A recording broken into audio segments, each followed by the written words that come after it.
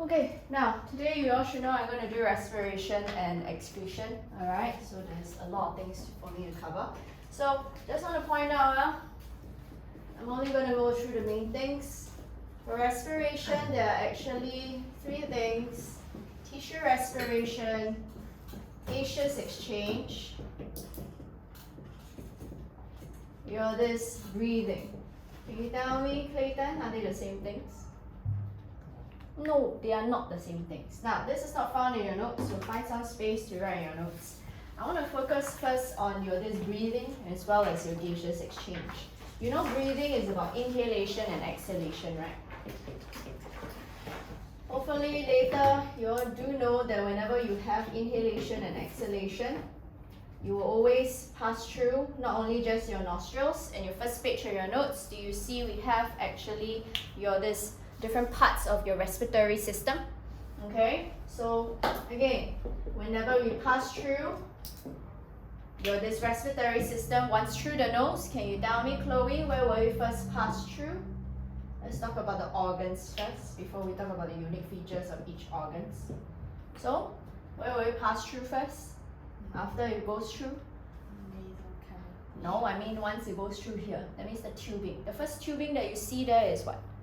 Start with T. On your second column of your notes. Yes, it will go to your trachea first, followed by what, Chloe? No, bronchus. Plural is called what, by the way? If bronchus is singular, plural is Yes, bronchi. Alright. Next one, from the bronchus, we'll go and branch out into what? Bronchioles. Please take note. Now, so I want to point out again. If you can see in this notes, alright, second column of your notes, do you see we have two bronchi? So why we have two bronchi? Because we have left and right lungs, okay? So each bronchi, as you can see on the third column of notes, will branch out to form bronchioles. Your bronchioles will eventually branch out to form this alveoli. Please take note, alveolus is actually singular, plural is actually alveoli. So know what's the difference? Now we are expected in syllabus to know each part, okay, important parts of this respiratory system. So let's start off with the first one. For your respiratory system, the first thing you need to take note of is that those that are lined with, again, cilia.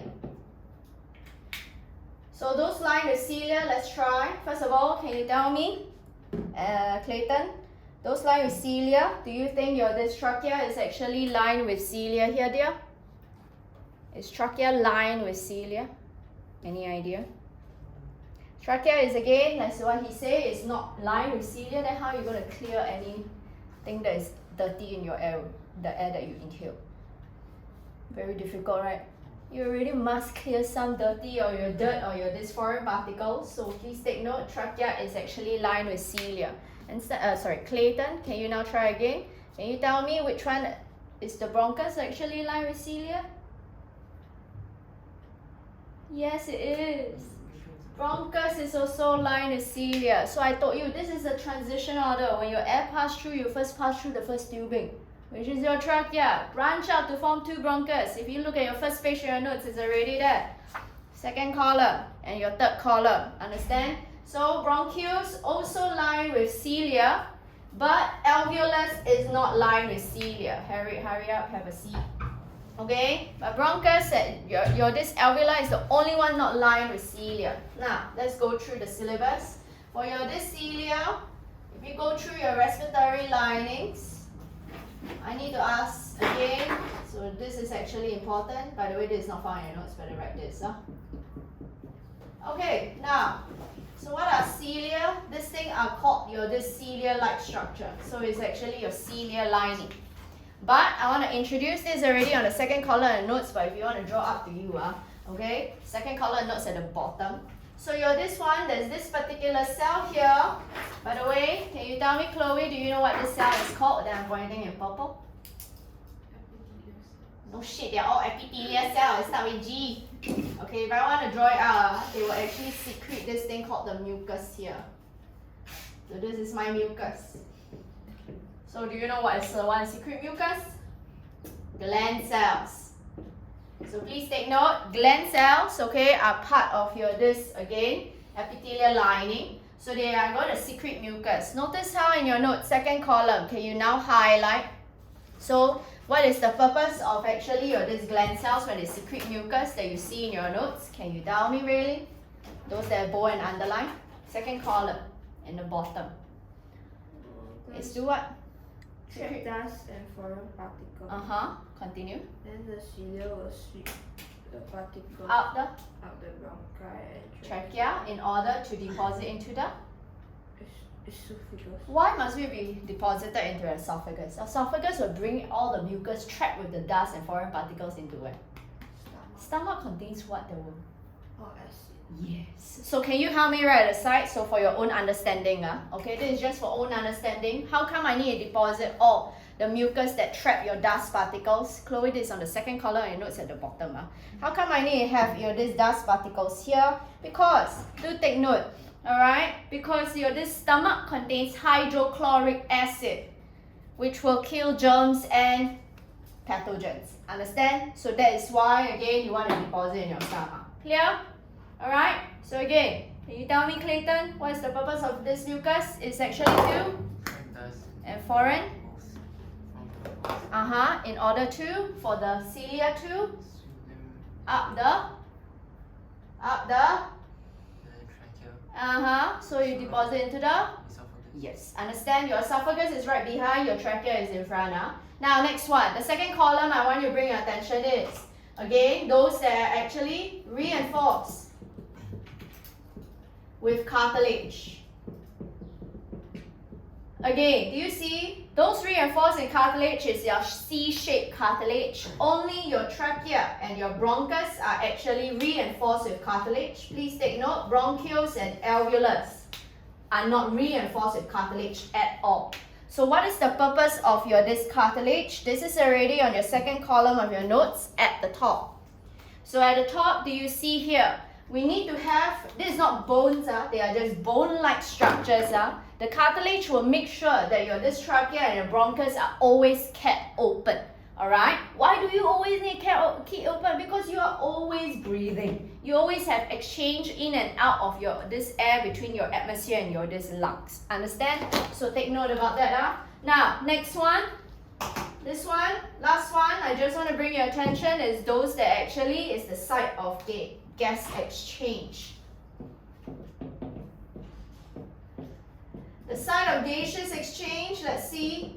Chloe, is the trachea going to have any gaseous exchange here? No gaseous exchange. Bronchus?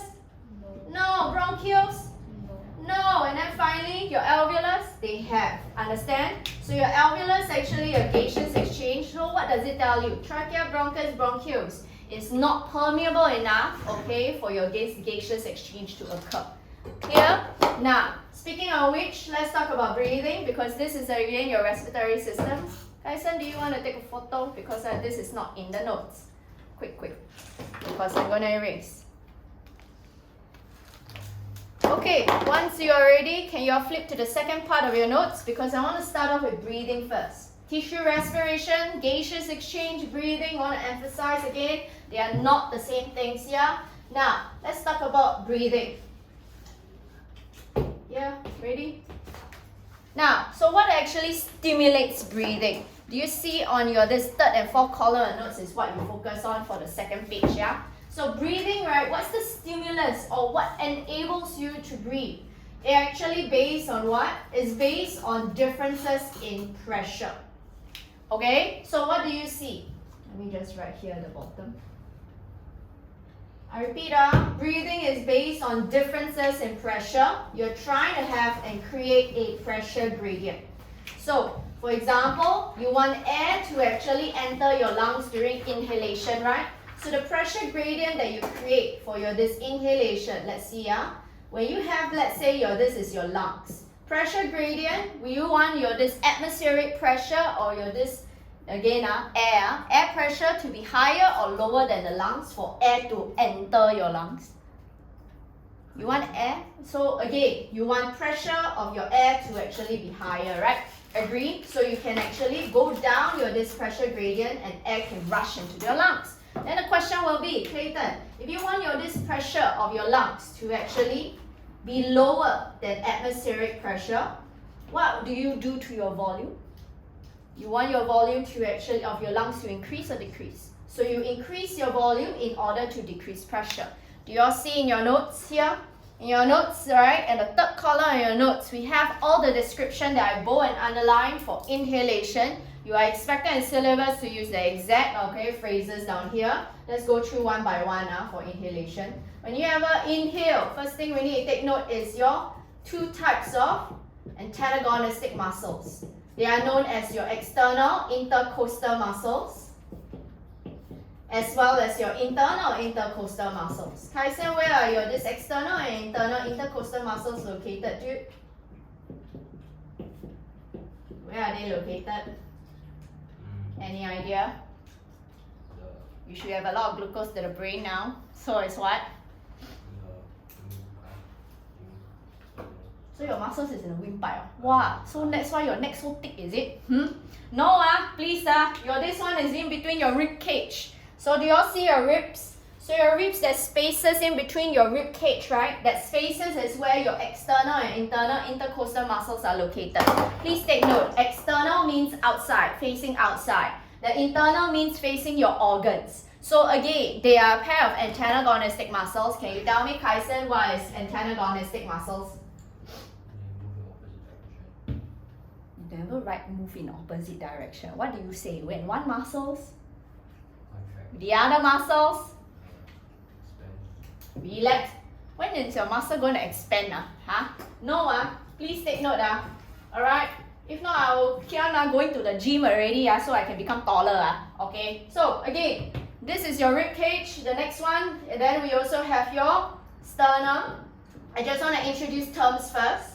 Now, what is rib cage? I don't need to explain. You all should know. But where sternum is, at the back, right, in the middle portion, that is actually your spinal cord. But in front, we have actually your sternum as well. So your sternum is just right in front, the middle portion. And then finally, we have the last one called your diaphragm. Now, so again, how do we actually describe? So external intercostal muscles and internal intercostal muscles, usually I just say study one because the other is the opposite. So let's try. Can you tell me, Chloe, what happens when you inhale? The external intercostal muscles will? Contract. Hello, it's in your notes. Let's try. External intercostal muscles will contract. Internal intercostal muscles will? Okay, how do you describe railing? The rib cage will? Swing upwards and outwards. So you always say upwards and outwards. You can relate with yourself, right? You try to inhale, you swing upwards and outwards here. And then what happens to your sternum, Clayton? So it moves further away from backbone. And then what happens to diaphragm? Contracts and flattens. So it contracts and flattens. Now, I need to mention why diaphragm, right? You notice how you must write contracts and flattens. If I were to draw out the human, a sketch, okay, never mind. Okay. Now, so we have actually your diaphragm here. Please take note, the muscles of the diaphragm are actually located below. So when these muscles actually contract, it will cause your diaphragm to flatten. If it's actually relaxing, your diaphragm will arch outwards. Understand? So know the difference. Okay, so again, do you stop there? Can you tell me, Kaisen? Can you now tell me what do you end off with? So, do you see I go another line? This will cause volume in the lungs or volume in the... Notice how I write thoracic cavity. If you cannot remember the word thoracic, you can write lung cavity. So what happens to the lung cavity, Kaisen? It will? What happens to the volume of the lung cavity? Volume of lung cavity will? And then causing pressure in the lungs too? And then do you write just decrease? I don't want you to just write decrease. So what must you write, Kaisen? It will become higher or lower than air pressure? Oi. Lower than air pressure, allowing air to enter your lungs. So now let's try. 1, 2, 3, 4. First one, what do you actually describe for your this muscles? External intercostal muscles contract. Internal. Relax. And then what happens to rib cage and sternum? Rib cage will? Swing upwards and outwards. Sternum, will rise. move further away from backbone. Do you see this diagram here? When your sternum moves again upward, again, do you see it's further away from backbone, class? And then after that, what happens to diaphragm? Clayton? Contracts and flattens. Do you end out there, Kaisen? No. So what do you say? Volume of the? Oh, my eyes here. Volume of the? Will? So, causing it to be? Volume. Pressure will? Don't just stop there. Becomes lower. Allowing air to? Yes. Understand? Clear? Now, let's try for exhalation. Starting with you. Exhalation. What happens when you exhale? Because this time, right, let's ask first. Chloe, tell me, during exhalation, do you want your this pressure in the lungs to be higher than the air pressure or lower than the air pressure? If this is actually air. Higher. So you want your pressure in the lungs to be higher than your this air pressure here. So notice how, again, I repeat, this is going to rise, as you can see. So you actually have your this pressure gradient forcing air out of your lungs during exhalation. So let's try, because I said it really is the opposite. So first one, what happens to external, internal, and internal intercostal muscles? External intercostal muscles this time will, remember? Relax. And then internal intercostal muscles will? And then what will happen to your rib cage and sternum? Can you tell me? Rib cage and sternum will, how do you just say? Return. Swing backwards and It is swinging backwards. You are not swinging backwards. No. So how do you write? Return to? original position. Yes. Next one. Can you tell me, Chloe, what happens to diaphragm? How do you describe? It will? Relax and arch inwards. Inwards. Inwards where? Where else inwards? You think you're a black hole in your stomach? So it's what? It will arch upwards. Okay, Kaisen, how do you write this in exam? This will cause volume in the lungs too. Decrease. And then causing? Pressure to increase. Not just say increase, but? Greater than air pressure. So air is? Exhale. Force out the lungs. Okay, so please take note. Now, there's a particular experiment that you see at the top right hand corner.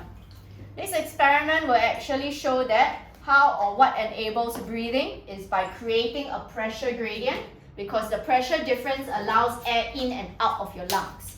However, let's try. 1, 2, 3. This is not your notes. So later you'll find some space to actually write your notes.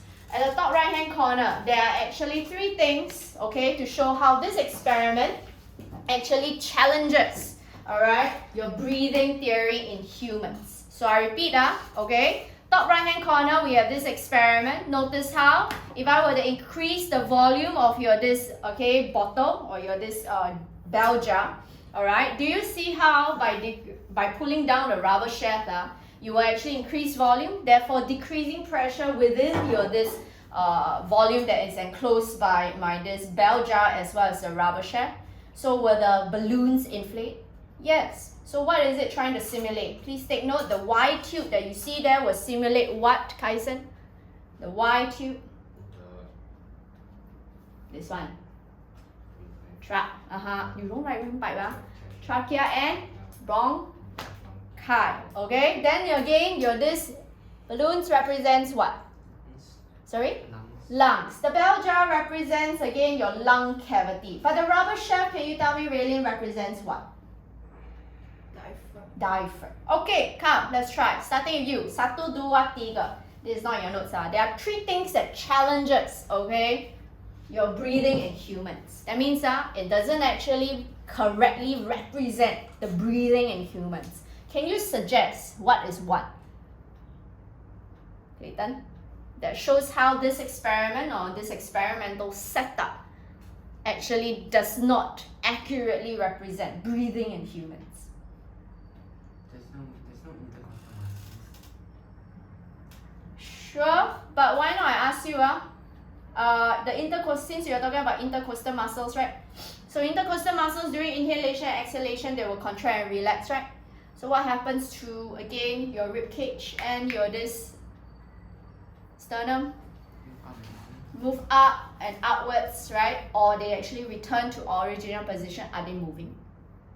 Will the shape of your this lung cavity or your this lungs change? But does the shape of the bell jar remain constant? Yes, right? Agree? So yes, you are right. So I rather show the shape of the bell jar remain constant, okay? Because again, in breathing, right, do you agree your this external and internal intercostal muscles will cause rib cage and sternum to move? Next one, Raylene, can you tell me another one that shows how this experimental setup does not accurately represent breathing? The diaphragm when you inhale. Which one represents inhale, can I ask? When you pull the Rubber shaft. down. Yes. Okay, that represents diaphragm, right? When you inhale, what happens to your diaphragm, dude? Let's try. When you inhale, what happens to your diaphragm? Flatten or upwards when you inhale? Oh, so you inhale, you're trying to push air out your lungs. Wow, what kind of respiratory system you have? So it's what? Pull down. So how do you usually describe it? Contracts and Flatten. yes, contracts and flatten. It doesn't look like it's flattening there when you're trying to inhale. No, right? Oh. Agree? It's pulling downwards, alright? So again, it contradicts with the one breathing. Next one, can you tell me, Chloe? The volume enclosed by the bell jar, is it constant? Yes. Yes, but again, the volume of your lung cavity, does it change? Yes. Yes. So can you now find some space, write in your notes. This you can write its heading is how experimental setup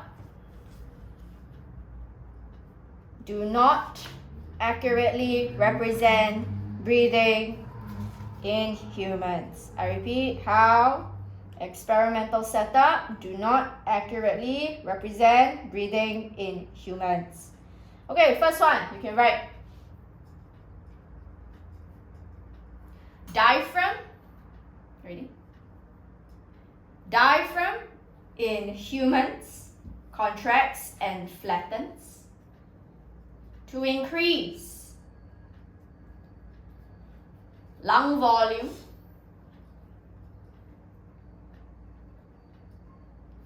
but rubber shaft in experimental setup but rubber shaft in experimental setup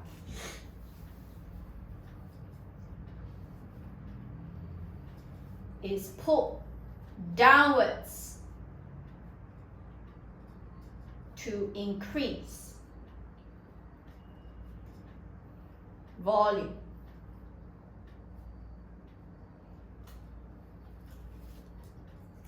Make sense? Make sense, huh? Second bullet point. Quick pop one. Okay, second bullet point. Rib cage of humans consists of bones and intercostal muscles too.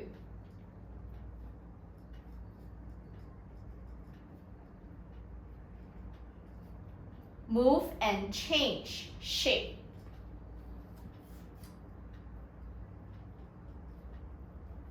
But shape of the bell jar remains the same. But shape of the bell jar remains the same. Third bullet point.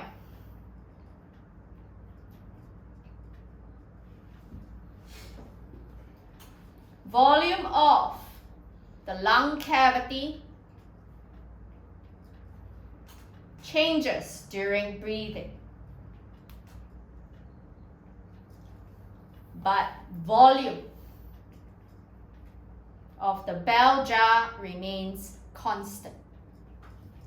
But volume of the bell jar remains constant. Lori, do you know where's your friend? Can you text her, please? Thank you. Okay, now, anyway, let's take note. So that's why you see, take note about inhalation and exhalation. Clear? Now, when you inhale and exhale, eventually you will enter your this alveoli.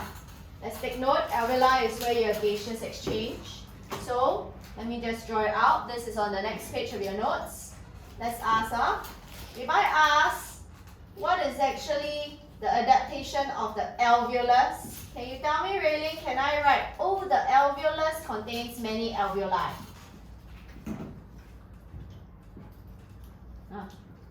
Oi. Alveolus. Yeah, if I write adaptation of the alveolus, then, but you see in your notes, right? Agree? I say contains many alveoli, right? Can I write that to represent the adaptation of the alveolus? But isn't it adaptation of the alveoli? Yeah lah. So cannot write.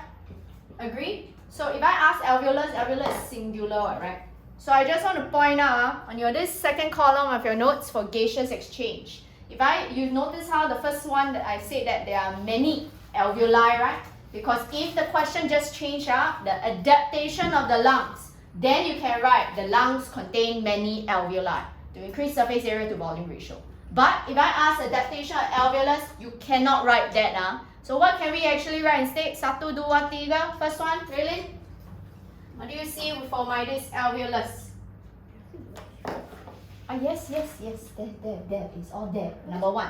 Alveoli. I know, but if alveoli is plural, if I ask for alveoli, then it's like, for example, adaptation of alveoli, then you can say exists in many quantities, then that one makes sense, But now I'm just saying a single alveolus, understand? Singular is alveolus, So what's the first adaptation that you see there? Walls of the alveolus are? One cell thick. One cell thick walls, so one cell thick epithelium for both this alveolus. Okay, what's the purpose of that? How do you write for exam? Really? To decrease? Diffusion distance. For? Faster? Diffusion. Oh, sure. Or gaseous exchange. Do what? Can you now tell me, Clayton, what's another adaptation we can describe about this alveolus? Oi. Beside one cell thick wall or one cell thick epithelium, what else can I also write? Oi. It's down there in the notes. Do you see number 3? Thin film of moisture. So where is it? Don't just tell me thin film of moisture. Where is it? Walls of the Where? Outer or inner? inner wall. So can you help me write? The inner walls are covered with a thin film of moisture. For the double D, what is it, dude? Wait, Dissolve and diffuse. for what to dissolve and diffuse? Why you write tell me one sentence, one word and one phrase at a time. So what? In the inner walls of alveoli. Let me write finish first. So for what to dissolve and diffuse, dude? No oxygen to dissolve and diffuse. Yes, oxygen gas to dissolve and diffuse, because surrounded, right, is this blood capillary. Okay, so you know that when oxygen gas enters, they need to actually dissolve first, and then later they can diffuse. Understand? Into the surrounding blood capillaries. Clear? Kaisen, what's the last one? Each alveolus is richly supplied with blood capillaries, but do you stop there? Continuously transport away diffuse oxygen and supply carbon dioxide. Very good. Okay, so please take note. Why? Because you know carbon dioxide, you want carbon dioxide to be diffused in this direction, right? So can you tell me, Kaisen, concentration of carbon dioxide, do you want it to be high or low in the blood? High. So you want concentration of carbon dioxide to be high. Do you see that's why you need to continuously supply carbon dioxide? But the concentration of oxygen, do you want it to be high or low here, Kaisen? Low. So that's why you always need to transport away oxygen. Understand? To maintain diffusion gradient. Okay, the last one, but this is not adaptation of the alveolus, okay? But the last one is, can you write at the bottom, is continuous ventilation or / breathing. Continuous ventilation or / breathing. Don't just stop there. To continuously exhale carbon dioxide and inhale oxygen to maintain diffusion gradient. To maintain diffusion gradient. Okay, so idea is what? If you always exhale oxygen, right? Inhale oxygen and exhale carbon dioxide, wouldn't I actually maintain a high oxygen concentration inside the alveolar air and low carbon dioxide concentration in the alveolar air? So this will also maintain the concentration gradient. Ready? 1, 2, 3. First one, adaptation of the alveolus. They are one cell. What one cell thick? The inner or outer? The what is one cell thick? Epithelium. One cell thick epithelium to Decrease diffusion. distance. Distance. 4. Or Faster. faster diffuse. Or gaseous exchange. By the way, what other chapter you also learned that adaptation is one cell thick epithelium? We learned this in the first intensive class. Found in your small intestine. The V-line. Yes. Okay, continue. Enough time to think. Second one. In Inner.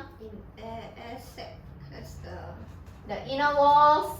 has a film of moisture. Very good. 4. Oxygen to dissolve. And diffuse. Oh.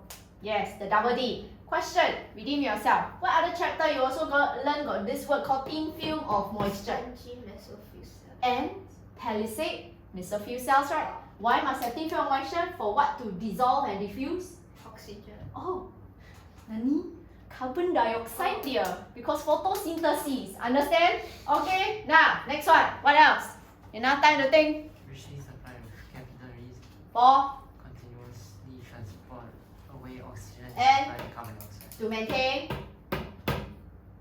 High concentration of diffusion gradient. oh, Next one. What also maintain diffusion gradient? Continuous ventilation. Why? 2 continuous. Exhale. You exhale what? Exhale carbon dioxide. And Inhale oxygen. yes, so that's why you maintain concentration gradient. Question, can I ask? In this case, right, when you breathe, whenever you breathe, what's the stimulus for breathing then? Is it to inhale oxygen or exhale carbon dioxide? Both. Go ahead. Do you see on the third column and notes at the top? What do you see? Stimulus for breathing is what? High concentration of carbon. Yes, please take note. That's why when you have more higher intense vigorous exercise, okay? So when intensity of vigorous exercise increases, alright, your rate of breathing increases because you have greater tissue respiration. So now let's go through your tissue respiration here. So just trying to point to you, they are not the same things. For tissue respiration found on your this first page, 4th column and 2nd page. First column of your notes, I want to talk about 2 types of respiration, aerobic and anaerobic respiration. Now, aerobic respiration is again taking place in the presence of oxygen, and then anaerobic is taking place in the absence of oxygen, right? So let's just summarize because everybody should know this right now. One first difference between aerobic and anaerobic is this one occurs in presence of oxygen, whereas we should know this one occurs in absence of oxygen. So I give you an example. An example is when you run your 2.4, right? Agree? Increasing your this run over a period of time. Do you agree? You will start to again respire, let's say anaerobic respiration after the 1 click mark, for example, after running 1 km. Okay? But the question will be, isn't your this breathing rate and heart rate increasing, Kaisen?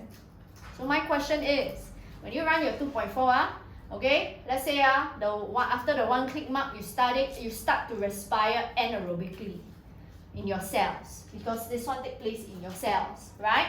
But isn't your breathing rate increasing and your heart rate actually increasing? You are still breathing, you are still again increasing, transporting blood around your body, right? How come these tissue cells can receive insufficient oxygen? Is part of your body dead? No, right? So, any idea? Any idea really? Why? Why some of your tissue cells can receive insufficient oxygen? As you run faster and faster or you run further and further, you will start to breathe faster and faster, right? Because maybe not enough for Other parts. Question ah? No.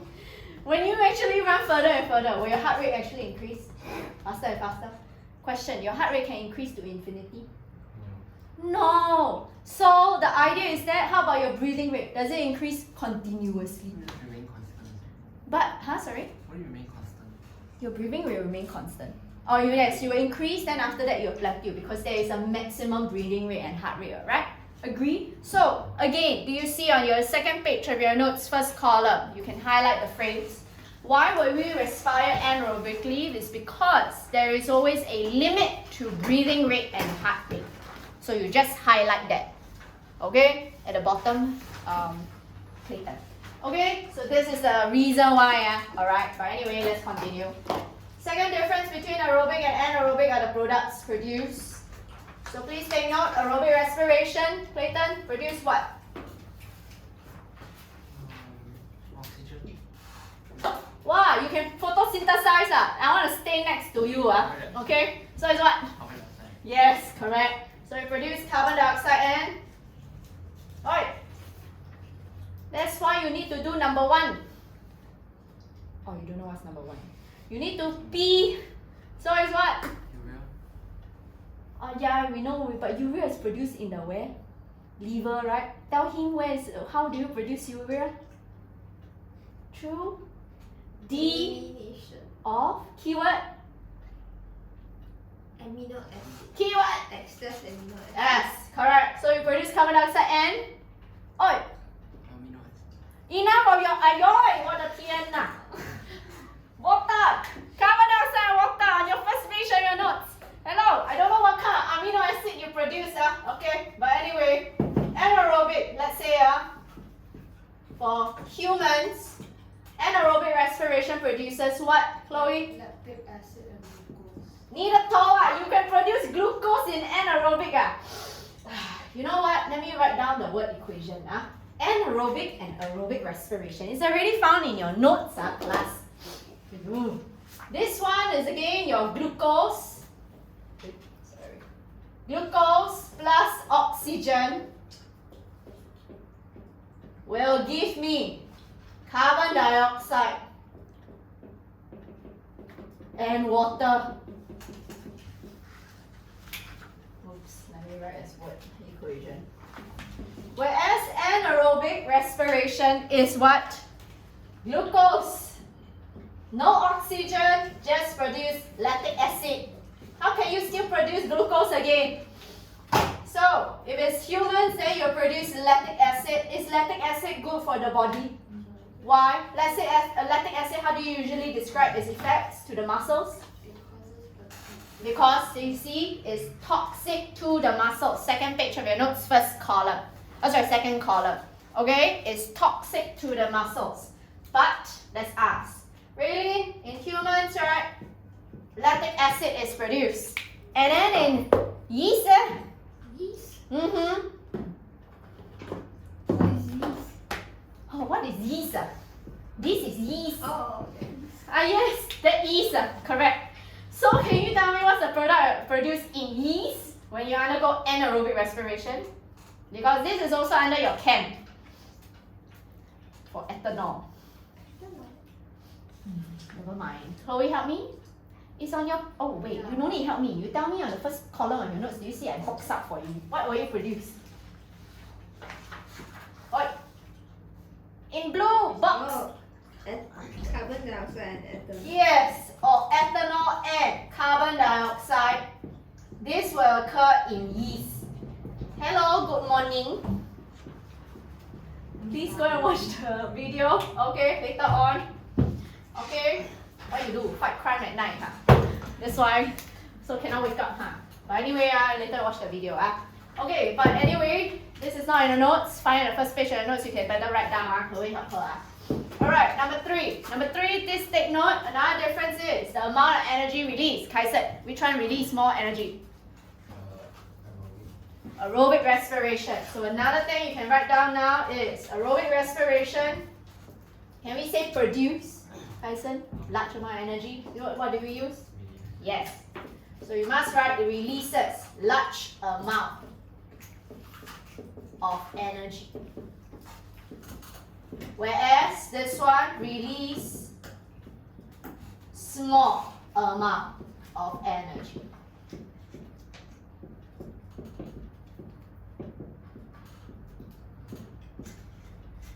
So you always cause again muscle fatigue if you actually respire anaerobically. It's because of the lactic acid accumulated in your muscles. But during periods of rest, can you tell me, Clayton, what happens to lactic acid concentration? Increase or decrease? Decrease. Lactic acid concentration will decrease. The question is, how do you describe? Can you write down the second column and note second page? Second page, second column notes. These are always the things you write for the fate of lactic acid. Ready? So can you write during periods of rest, lactic acid is transported to liver via blood. Two things are to be converted to glucose and stored as glycogen. To be converted to glucose and stored as glycogen. Or another way you can write, to be oxidized to release energy. To be oxidized to release energy. So it's an either or thing. Alright, now question. Really? Is tissue respiration the same as breathing? No. No. Can you name me one differences between tissue respiration and breathing? Breathing involves organs. Tissue respiration involves that part only. Cells. Don't write that. Why not ask you? All this, right? Are they chemical equations? Can be written as chemical equations, right? Which I already have in your notes in blue box, right? Agree? So all this are what can we say? Chemical processes. But is this chemical? No. This what? Yes, mechanical processes. Okay, so this is the first difference you can write. Tissue respiration, okay, and breathing. Please take note, breathing is a mechanical process. Alright, and then tissue respiration is a chemical process. So what is the purpose of tissue respiration? Idea of tissue respiration is to oxidize glucose to release energy. This is why we undergo tissue respiration. But breathing is actually to transport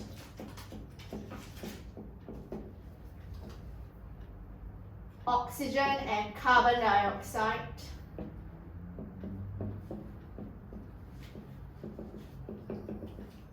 in and out of the lungs for gaseous exchange. So the function or the role of tissue respiration and breathing are different. Okay? Now, so let's do a recap. While waiting, the rest of you can actually, sorry, I need to draw this. Draw this in your notes.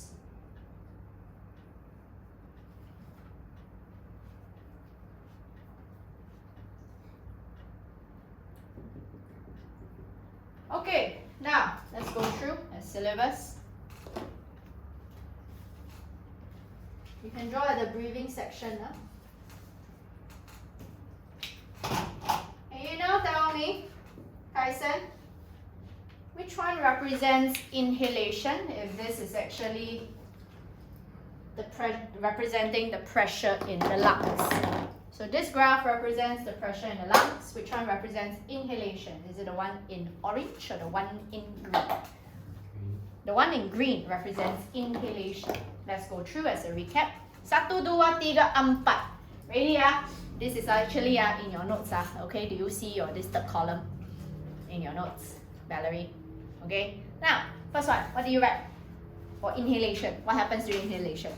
The external, Internal intercostal well, contract. and the Internal Internal intercostal muscle well. Next. And then the rib cage Cage will and sternum. Oh yeah, sure. upwards and outwards. And the sternum. Right. Move Forward. further. Away Away. from the back. Very good. Next one, Chloe. Diaphragm. Diaphragm contracts and filters.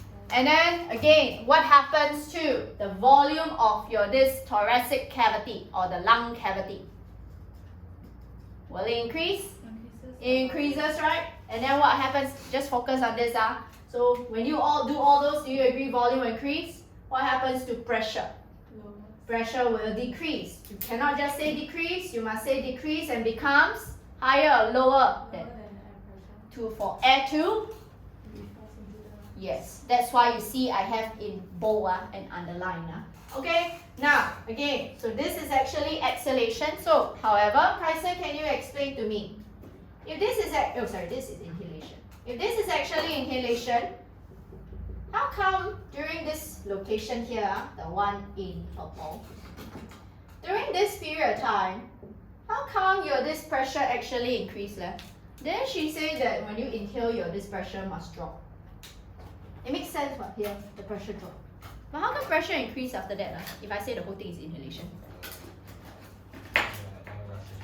Yes, because at this location, air is rushing into lungs. You are filling up your lungs with air. That's why pressure increase. Understand? Likewise, this one is exhalation here. It makes sense for the one in, again, this region here, the pressure increase. So let's go through. Starting with you, Valerie. When your pressure increase, what happens to your external and internal intercostal muscles? External intercostal muscles, well, oh, my eyes here. And then internal. And then, Chloe, how do you describe about your this rib cage and sternum? Rib cage and sternum will return. Return to original position. What happens to diaphragm? Opposite. Right. Relax. Relax and return back to original position. Relax and adjust. Yes, I have that in the notes. How do you end up with pressure? Sorry, volume of the The lungs. cavity will Push and decrease, causing pressure to be higher than then the the atmospheric pressure, so that air can rush into the lung. Get pushed. exhale, force out of the lungs, okay, or force again exhale. Understand? Out of the lungs. Clear? So at this part, I will repeat again. This, how come it actually drops there? Because air is actually forced out of lungs. Okay, so know your pressure gradient now. So this summarized to prove to you tissue respiration, gaseous exchange, and breathing are different things. But we learned that respiration is mainly trying to transport oxygenated and deoxygenated blood. So let's recap. When you want to transport oxygen, can you tell me, Raylene, how does your body transport oxygen? We learned this Hemoglobin in the in the plasma. What is this cell? Red blood cell. Yes, hemoglobin and red blood cells bind. How do you describe? Irreversibly. Yes, Irreversibly. with Oxygen. to form. Oxyhemoglobin. Very good. In order to the whole thing, you write for exam. It's an adaptation of the red blood cell. Transport Transport oxygen, oxygen to muscle cells. not just muscles, tissue cells for Aerobic tissue respiration. to. Release and Again with more fluency and charisma. So oxygen. Hemoglobin. Oh, yes. binds. Yes, very good. binds to oxygen in red blood cell. Reversibly to Form. form To oxyhemoglobin. transport Oxygen to tissue tissue cells for tissue respiration. to. Release energy. Good. Okay, you tell me. This one must know. How do we transport carbon dioxide in your blood? Is it in the form of CO2? No, then in the form of what? Yes? Any idea? Want to help? Phone a friend? Ring ring, friend. Can you tell me how is carbon dioxide transported in the blood? In the form of? Any idea? Put it down. Hydrogen carbonate ions. Understand? So it's transported in the form of hydrogen carbonate ions. For those who are lost, it's actually on your third page of your notes, okay? Third column. Now, but let's discuss. Let's say these are your tissue cells. Your tissue cells will start to produce carbon dioxide because of aerobic respiration. So how is carbon dioxide converted into hydrogen carbonate ions? I have the whole explanation down there, but I'll just use this board to explain. Every single thing I have there is important. First one, you need to tell me how carbon dioxide diffuses into your red blood cell. Inside your red blood cell, this is why we have very small percentage of carbon dioxide. The second thing is, this carbon dioxide together with water will be combined by the enzyme called what, Valerie, that you see there? Carbonic anhydrase. Highlight please. So carbonic anhydrase is the enzyme that will convert carbon dioxide and water to what, Kaisen? That is also found in your Sprite, Coca-Cola. Carbonic acid. Carbonic acid. Carbonic acid is a weak acid, right? What's the definition of weak acid, really? Ionized partially In water. to form low Low concentration of. H plus ion. Yes, that's why you can ionize partially and then you form hydrogen carbonate and hydrogen ions. The hydrogen carbonate will then diffuse out and be transported in the blood plasma as hydrogen carbonate ions. Question is, Clayton, can a backward actually apply? That means the one in green. Can I go backwards? Can! If not, how you exhale carbon dioxide? You exhale ions, man. Then you are not a purifier already, yeah? Okay, so again, backwards can also apply. Question is, do you see when you form back your this carbonic acid, Clayton? This step number 3, must I still be catalyzed by carbonic anhydrase? Yes, Ponder. Yes, it is. So carbonic anhydrase class can actually catalyze both the forward and backward reaction. Alright, and then later you diffuse out to form carbon dioxide. This carbon dioxide can diffuse out into your lungs, where your alveoli are. Okay, clear? So forward and backward, please take note. Now, because you study bio, you must study the related disease. The related disease is related to tobacco smoking. But in syllabus, can you help me just start? The 3, the 3 main ones are this nicotine, carbon monoxide, and tar. Can you first help me star your nicotine? I don't want to care about addictive. You all should know it's addictive. Oh, star class, the bullet point number. Can I see? Bullet point number 2 and bullet point number 4. I repeat, the effects of nicotine, bullet point number 2 and 4. I want you to take note of 2 effects for every pollutant. So the first one, as I ask you to start, is that can you help me cancel hypertension and say heart failure? So it's easier for you to remember heart failure is the very common one. Okay, doesn't mean that it cannot cause hypertension. It does. So nicotine actually increases heart rate and this blood pressure. Alright, so increased risk of, again, heart failure. Why? Because your heart, right, is always constantly trying to work very hard. So there's a risk of failure, but also risk of stroke. Why, Raylin? Blood clots go to the head and then it will block the oxygen in the blood. No, hello, your blood pressure is actually high. So again, it may cause the vessel in the brain to rupture. Okay, so that's why you can actually cause stroke. Clear? Okay, next one. Do you see this carbon monoxide? Can you help me start bullet point number 1 as well as bullet point number 3? Question? Do you see the bullet point number 3? I asked you to start have this long ass word called arteriosclerosis. Chloe, what is arteriosclerosis? Get ready, you will tell me one other effects of arteriosclerosis. So, Narrowing of the heart What is the The one. of the Coronary arteries. due to deposition of Fatty. substances. So do you see carbon monoxide increases the risk of that? By the way, what is the effect? Other effects that can cause arteriosclerosis besides smoking? I'm having this right now because you cannot answer. You also feel this when you're taking your exam paper. Oh, don't have, you feel very relaxed, is it? So it's what? Emotional. Hey, I went through this last week. Emotional. Yes, correct. Distress. Next one. Diet high in what? Oh, another effect of arteriosclerosis besides smoking and stress.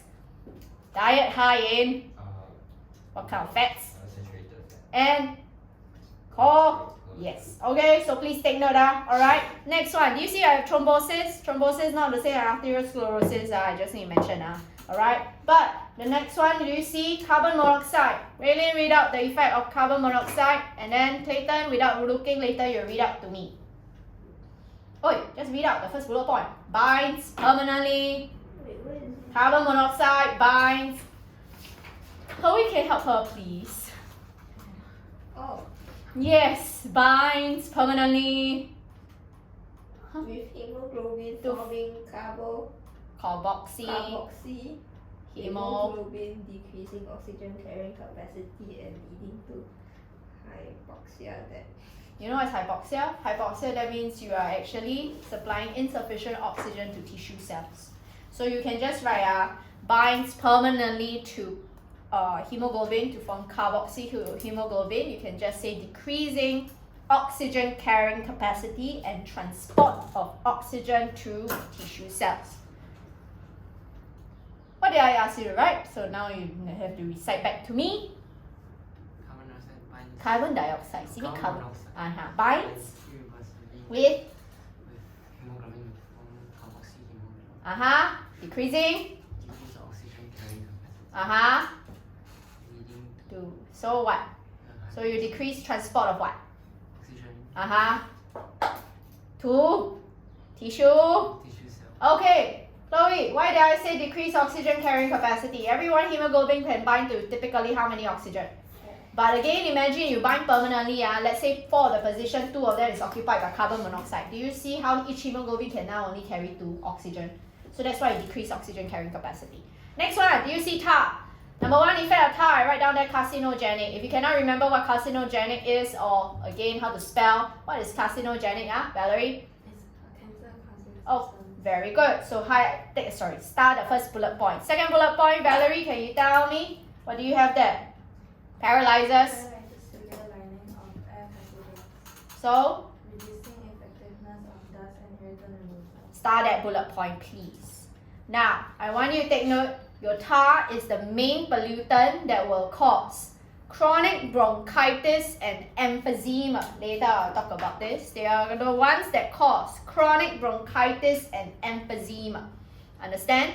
Now, but I just want to point out, because just now you're not here, right? So can you tell me, so Kaisen will tell you whether you're right or wrong. You see got cilia, right?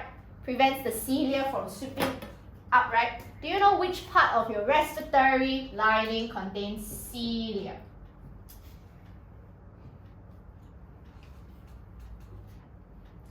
Yes, dear, do you know your respiratory system? So we have your trachea, your bronchi, bronchioles, and alveoli. Do you know what are they? Don't know? Or you look at your first page of your notes, you can see actually on the second and third column, trachea is the windpipe tubing, okay? Then it will branch out to form 2 bronchi, sorry. The bronchi, take note. So the bronchi, again, have cilia? Have. How about trachea? I'm not going to say right or wrong. Kaisen will just tell you whether right or wrong. Bronchi has cilia? Just say yes or no. No.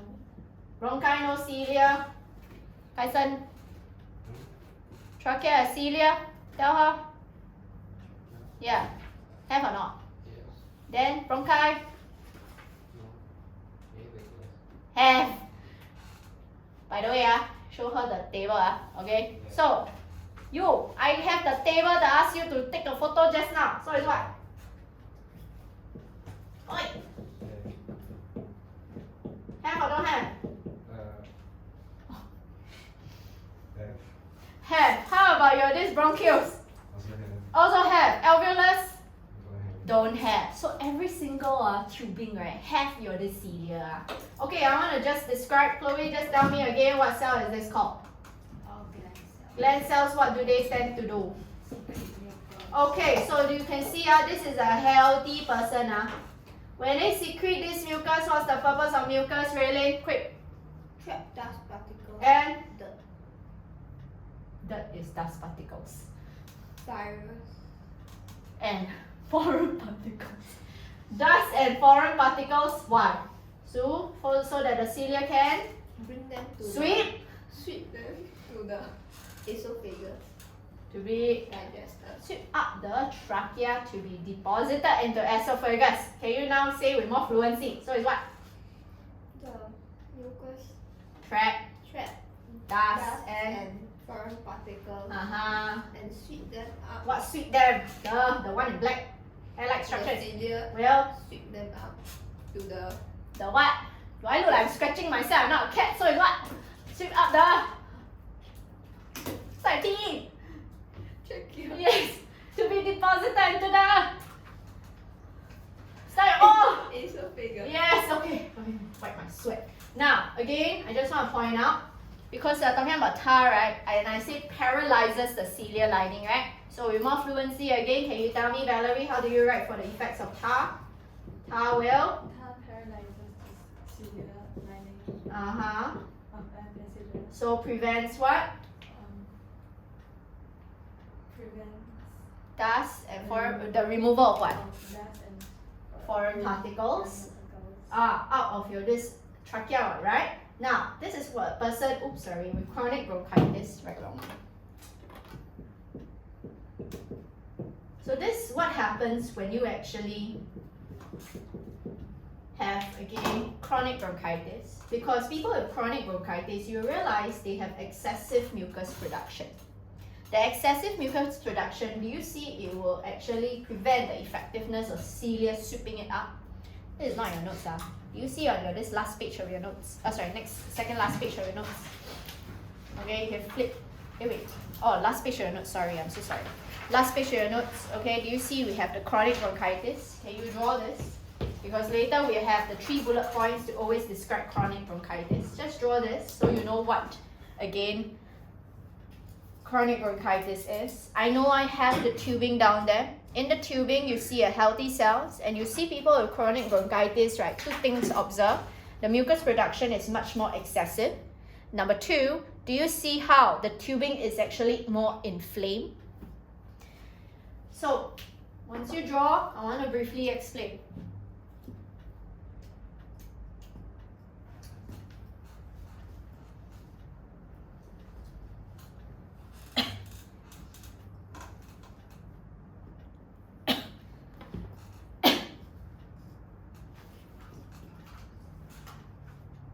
Okay, now, so once you have chronic bronchitis, I briefly explain first before you write down the 3 bullet points.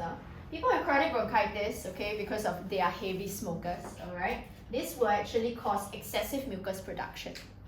Now, the excessive mucus production will still trap dust and foreign particles, right? However, the cilia, as you can see here for a healthy person, can easily sweep them up your this trachea so it can deposit into the esophagus. But because here it coats all over your cilia lining, okay, this actually prevents your cilia from effectively sweeping it up your trachea. So a lot of your this mucus containing the dust and foreign particles are trapped within your trachea, within your bronchi and bronchus. Okay, so bronchi and bronchioles. All right. So do you see how when they actually trap there, all your foreign particles will actually cause your this respiratory lining to become inflamed. So when they become inflamed, what happens to the airways? It's narrower. When the airways is narrow, do you think you have more airflow or less airflow towards your lungs for gaseous exchange? Less airflow, right? So this is what is happening. So can you now write the 3 bullet points whenever you're ready? describe, okay? Ready? Valerie and Kaisen? Ready, Okay. So, number 1, first bullet point, you must write excessive mucus production. Excessive mucus production.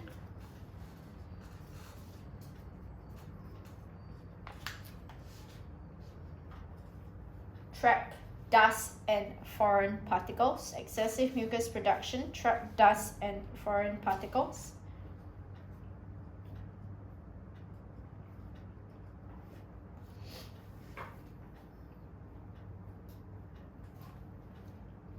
Which are not removed as cilia lining is paralyzed.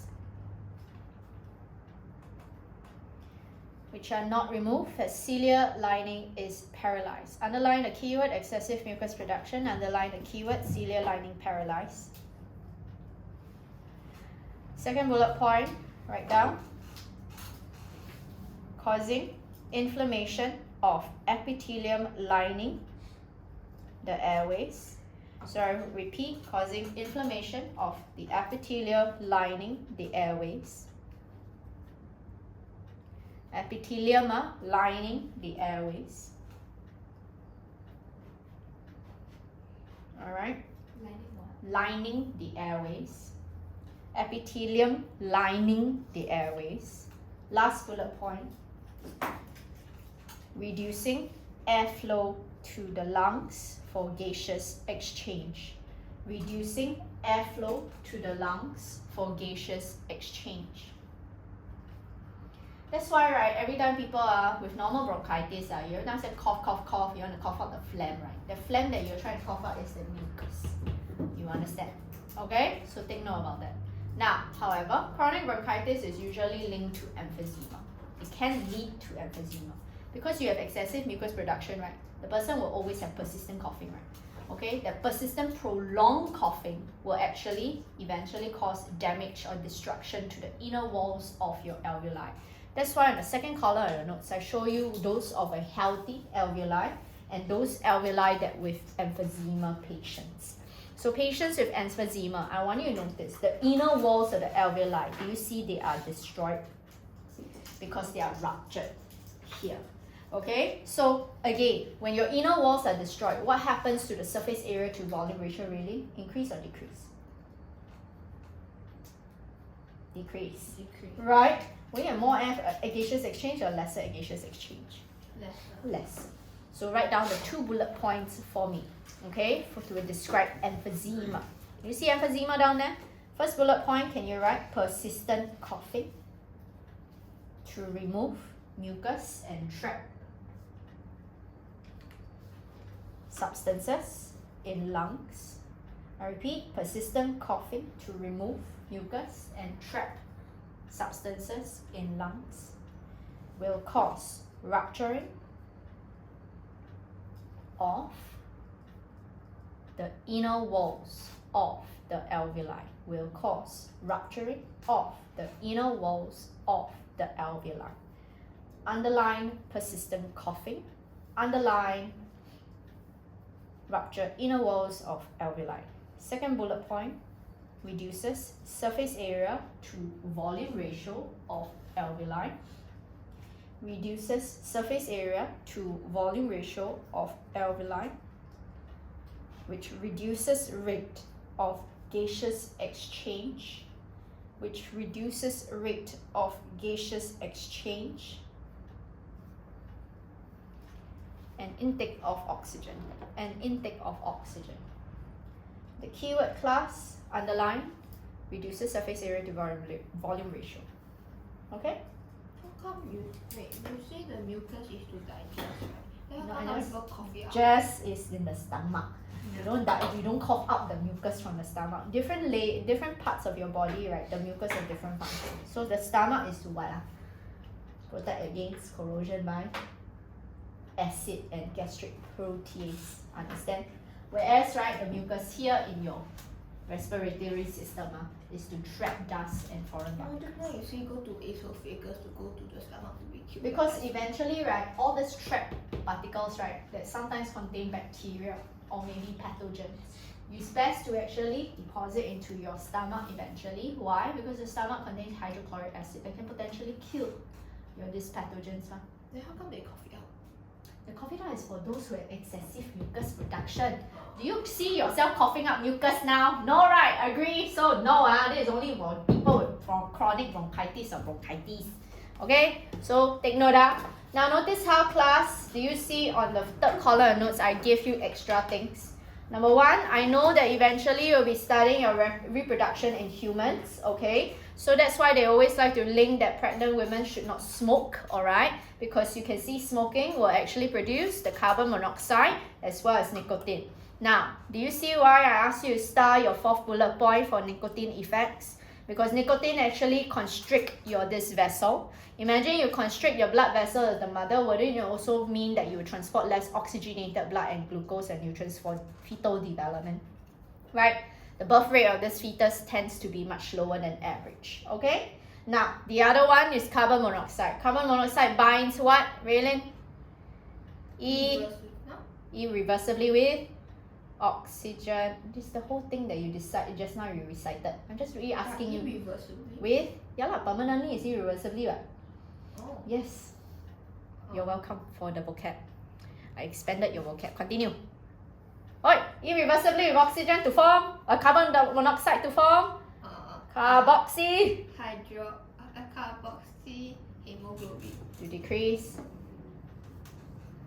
oxygen carrying capacity and transport oxygen to tissue cells for aerobic respiration. yes. Okay, so take note. So wouldn't that actually means that you have lesser oxygen transport to the fetus? The fetus will potentially what, Chloe? Yeah, that's why. Okay, another chapter that I have, okay, I relate this respiration and photosynthesis. That one is for your own studying. So I already compiled for you. Okay, now, you all should know by now, I want to talk about answering techniques. Can you flip to the worksheet which I already given out? Class, I already given out the worksheet on your table. Now each one of you, I want you to try your respective questions for me to mark. Any questions that I never get to go through, you will actually try yourself. One answers, just feel free to text me. Okay, now, do you see we have question 3. So, Clayton, Valerie, and Raylin, you'll be doing question 3. The rest of you, do you see question 6? I want you to complete for me question 6. I repeat, the rest of them, you can use that as a studying material. It's good to actually practice. Alright, you want answers? Feel free to text me.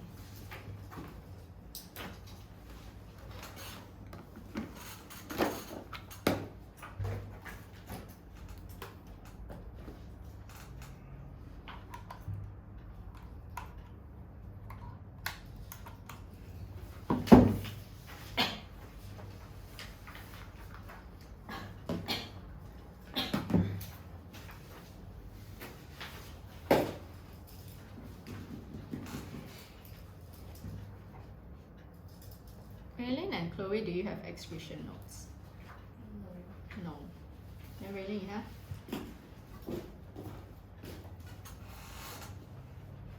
Tyson, do you have excretion notes? Have, right? Excretion is the kidney thing, right? Okay. So later you'll be doing that. Anyway, the rest of you can take one. Yeah, I said today go excretion what? If the schedule is already up. Oh dear. Never mind, got foolscap paper. Hey, they don't have, so they take. So you have to use the foolscap paper. I can try to send you the soft copy. Then use soft copy. Hey, you should know, I already sent the schedule since May. Okay?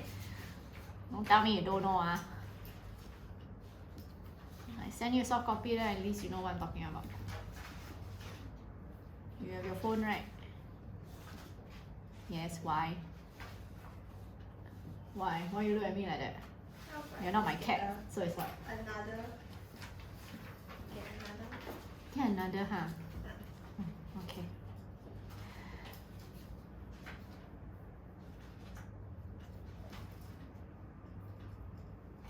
You very 傳統啊 must have hard copy 啊 okay I'll print for you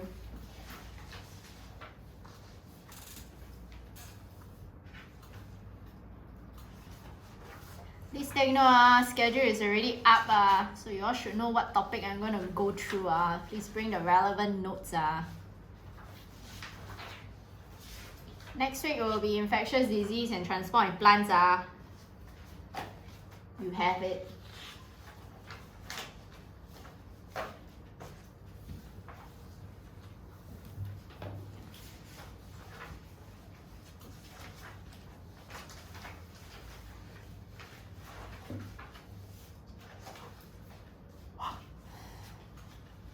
Listen, do you have? I don't think I have. Don't have. Okay.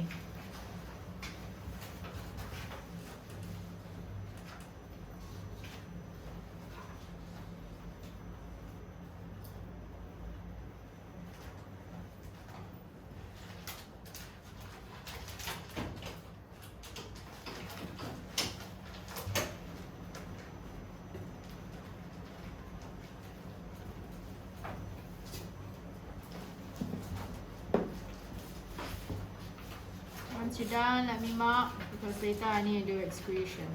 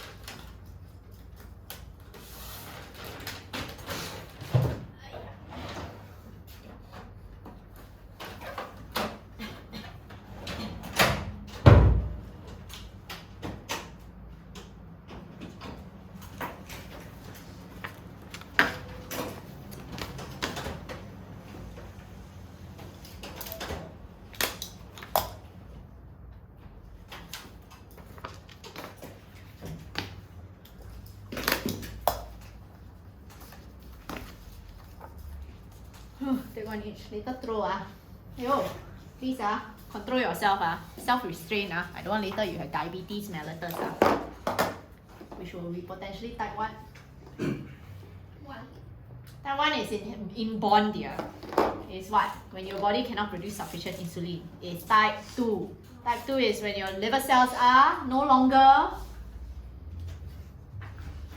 Can we tell her no longer what? Responsive. Responsive to insulin. Correct. Okay, so control yourself After the talk, yes. I guess I'm very persuasive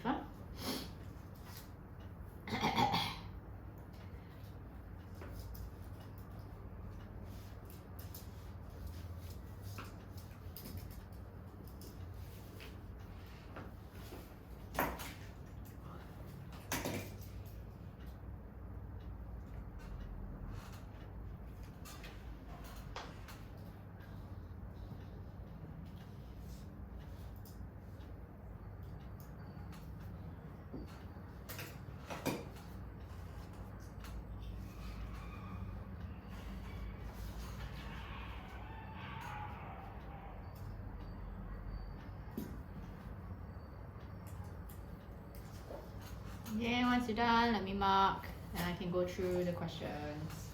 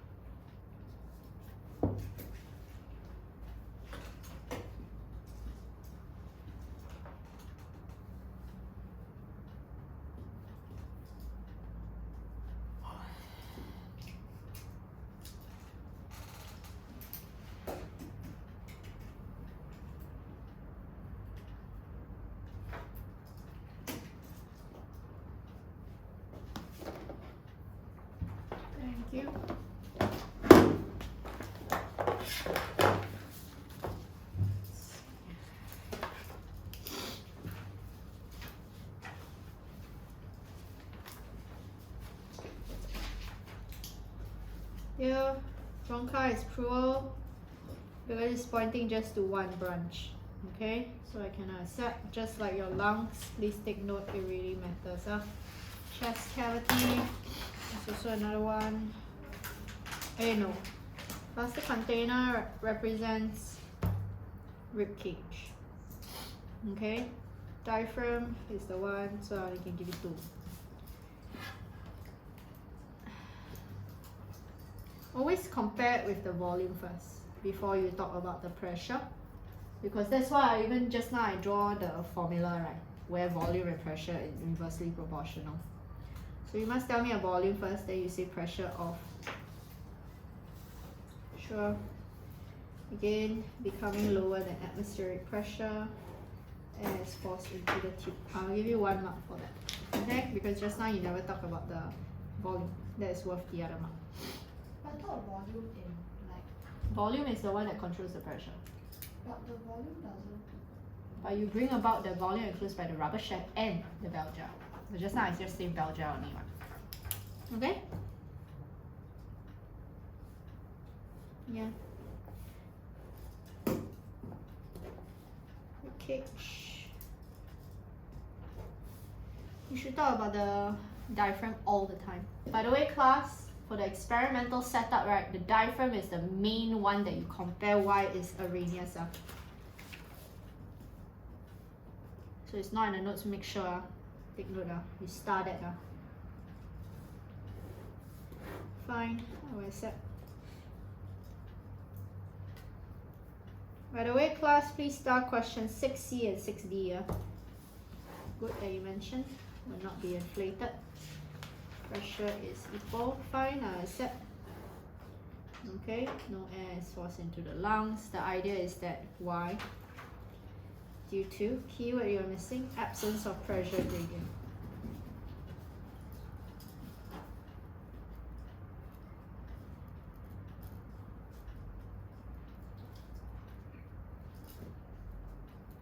Understand? Okay. Who else? It's done. Let me mark. Wait, for this one, Why? you need to draw. Yeah. So if you have a person with emphysema or the smoker, okay, do you think you can actually inhale and exhale deeply as deeply? The volume of air entering the lungs, is it more or lesser? Less. Lesser, alright? Agree? But my question is, your number of breaths, is it about the same? Yeah. Yeah. Okay, so you just need to make sure the depth, the inhale, the volume of air that you can inhale and the volume of air exhale is much lower. Every time you have an increase in volume, there's inhalation, decrease in volume is exhalation. Please do the other question while waiting. Yeah?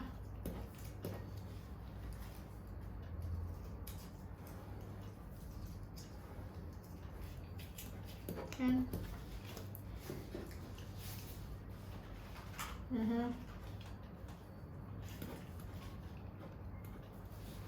If you're irritants, I also accept, because irritants, as you can see, another irritant I have in the notes, the 4th one. No, there. Then no. There. You see a top right, left hand corner. It's also one, and one main irritant is hydrogen cyanide. Good.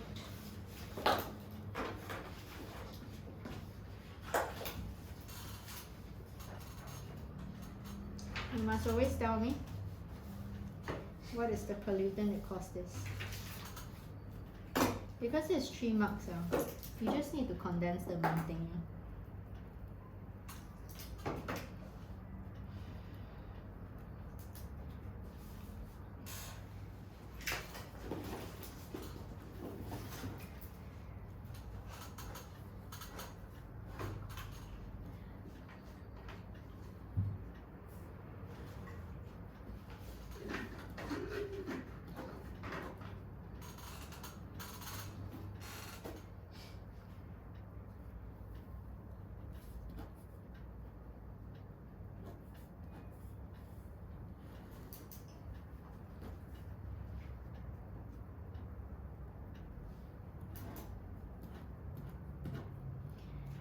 I'll give you maximum 2 marks. Each one is actually 2 points you need to mention. 1 mark now. 1 point you need to tell me is tar parallel is a ciliar lining. Ta is with the half mark, paralyzed celiac lining is half mark, but there's no such thing as half mark marking O levels. So after that, then you say the excessive mucus cannot be removed. So that's why it causes inflammation resulting in chronic bronchitis. That's the second mark. Third mark is persistent coughing. Okay, will rupture rupture inner wall, so reduce surface area causing emphysema. The last mark. This is why it's 3 marks. Understand? So that's why I only can give you 2 marks. Oh, sorry, my bad. Let's continue. No. It still must be within something like that. But it's just lesser. But you cannot have, I know, but you can, the idea is that this is like the starting point. You're always having some residual air in your lungs because your lungs must always be somewhat inflated. Okay, but right now because you have excessive air in your lungs that you cannot exhale out, and you also inhale too little air. How come the smoker got more air? Not more air. The idea is you are always, if you're a smoker, right? Do you know you have always a residual air in your lungs? If not, your lungs are deflated all the time, man. No what? There's some form of air in your lungs. Understand? Idea is not because it's not that this smoker has again lesser volume of air. You still have air in your lungs. It's just that you are now unable to exhale out. But every time you draw, it got more than. No, I'm talking about the depth. This is not more air in the lungs. This is about how much air you can inhale and exhale out. So normally, right, you can actually exhale out this much. But do you see, right, we will still have, let's say, this is like a person, right, trying to breathe out as deeply as they can, breathe in as deeply as they can. Okay? So that's why, right, you can exhale out very effectively. But if you are a smoker, right, can you exhale out effectively? No. That's why you need to draw higher. If you are drawing like this, that means you mean that you have, again, lesser residual air in your body. You are effectively exhaling out. That makes no sense. But at the start can be the same, right? At the start, you can write the same, I don't care. It doesn't matter. But the idea is that it must be much more narrow. The amplitude is narrow. Okay? So, but the idea is that you have more air in your body. That's why, right, you always feel breathless. Why you feel breathless is because your body is always trying to exhale out, trying to exhale, but it cannot exhale out the air effectively. Understand? Inner walls. Yeah. So idea is not about inner walls. This is about, do you see in the notes, last page of this respiration, the lungs have actually lost its elasticity. When the lungs lost its elasticity, you cannot effectively expel out air. That's why there's lesser volume of air taken in and exhaled per breath. So, 0. Because gaseous exchange occurs in the alveoli only. Understand? Yes. Try the other question while waiting. Can I mark here?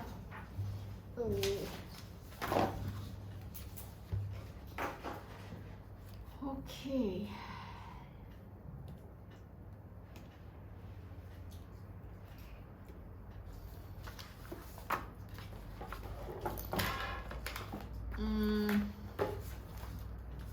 Cilia, mucus. Cilia, substance and foreign particles. Good. Good.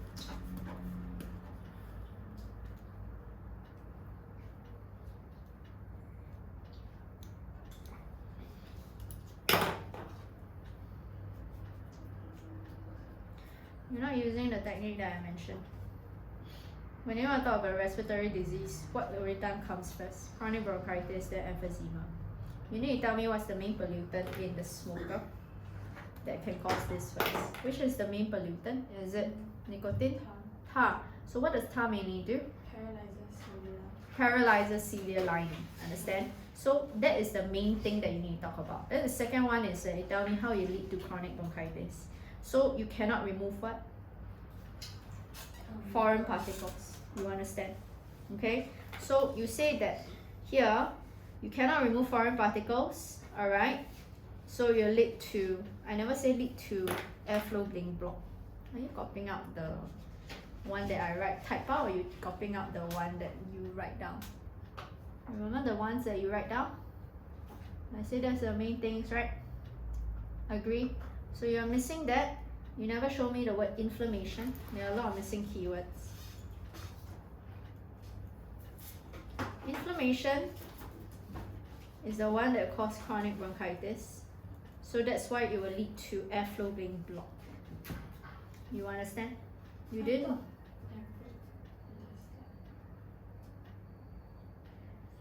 Okay, so I also don't see coherence in your writing now.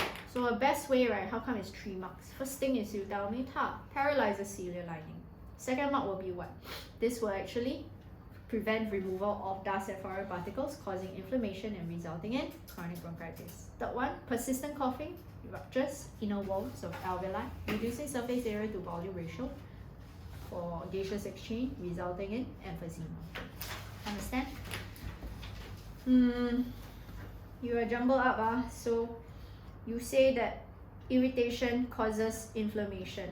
No, it's the mucus production. When you increase, then you will trap there, then they cause inflammation. Make sense? And then after that, you will lead to chronic bronchitis. I will give you a mark for your persistent coughing. So you rupture alveolar inner walls. Because it's just 1 mark, I will give you that 1 mark, but the other keyword is you reduce surface area and volume ratio for gaseous exchange. You still need to talk about tar. You need to tell me what's the pollutant. Understand? I'll give you 1 mark for the other graph. No, this one is not about the decreasing surface area, because surface area is about the alveoli, which is only for gaseous exchange, but breathing is your whole entire respiratory system, not at the alveoli level. So you need to tell me it loses their elasticity, so it's less able to exhale, but also inhale there. Please take note, you have to talk about inhale as well. Okay, but I'll give you the credit for this. Please do the other question while waiting. You all don't meditate, please. Why you all meditating? Yep. Huh? Please don't write this esophagus. Trachea. You always must mention trachea. Up the where? 0 marks. Because you say to the esophagus, it means your esophagus is part of your respiratory system already. That's why I phrase it very differently, okay?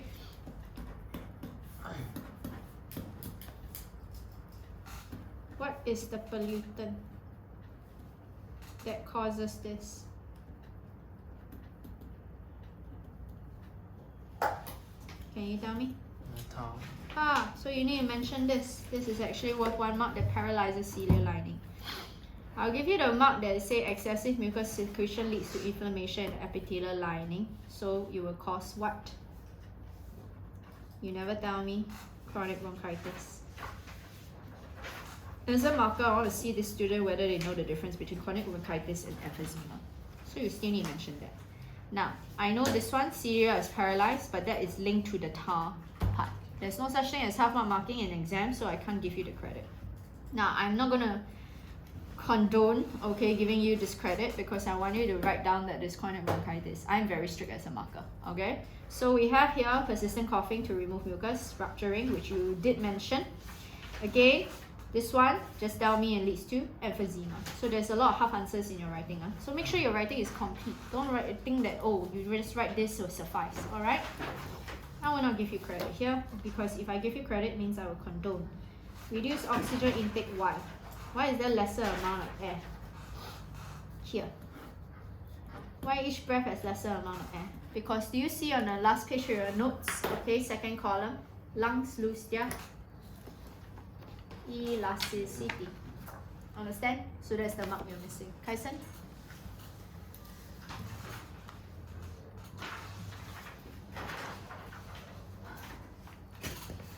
Okay.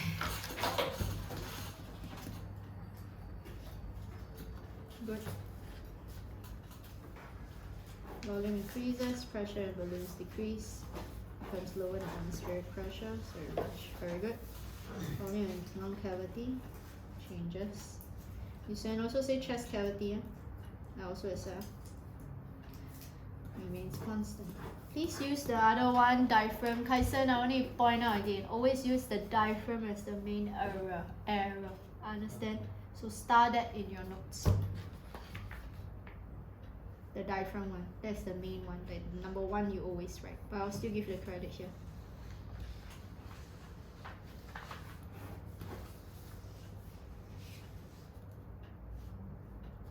Respiration 4, no difference in pressure. Between here, again, what must you mention is, actually I'll give you the credit. Fine, I'll give you the 3 marks. Okay, good. Can I go through class because I still need to do excretion. Okay, let's start out with question 3. By the way, those who never do question 3, you'll be helping me with this. Kai-san, can you tell me for your this D, structure D is pointing to what dear?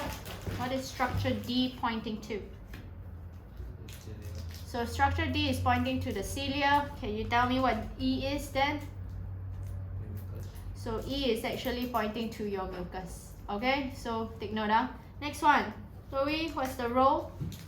Sweet particles are bronchi and trachea into airings to be swallowed into. Sure, as long as you tell me sweet, okay, mucus trapped dust particles. That means again, dust particles trapped by, dust and foreign particles trapped by mucus up the trachea. I will give you the credit. Okay, which one shows the trachea of a smoker, Kai-san? Yes, okay, so next one, let's see, component of cigarette smoke that cause the condition, Chloe? Chronic bronchitis and Component of cigarette smoke. tar. tar. So the disease are chronic bronchitis and emphysema. Now, notice how there's 3 marks. Which one, what techniques do we actually use, class? Smoker. Then the 2 respiratory disease, which is chronic bronchitis and emphysema. Okay? Now, can you write down so you know what is the key things to actually take note in exam? Okay, number 1, you must tell me is tar. So tar causes cilia to become paralyzed. Tar causes cilia to become paralyzed due to excessive mucus secretion. Second bullet point. Tell me how come it can lead to chronic bronchitis. This causes inflammation of respiratory tubes. I repeat, this causes inflammation of respiratory tubes, decreasing airflow to the lungs. Resulting in chronic bronchitis. By the way, please start this question so you use your study material. Resulting in chronic bronchitis. Decreased airflow to the lungs, resulting in chronic bronchitis. Last bullet point, persistent coughing ruptures inner walls of alveoli. Persistent coughing rupture inner walls of alveoli. Because it's just 1 mark, you just write decreasing gaseous exchange, resulting in emphysema. Now, class, I just want to point out the graph, right, that you actually need to draw out. Starting point, so this is the person with the normal breathing. So healthy person, as you can see, every time it goes down, it's an exhalation, goes up is inhalation. Notice how there is always residual air. If you have, again, person with emphysema, the elasticity of your lungs decrease.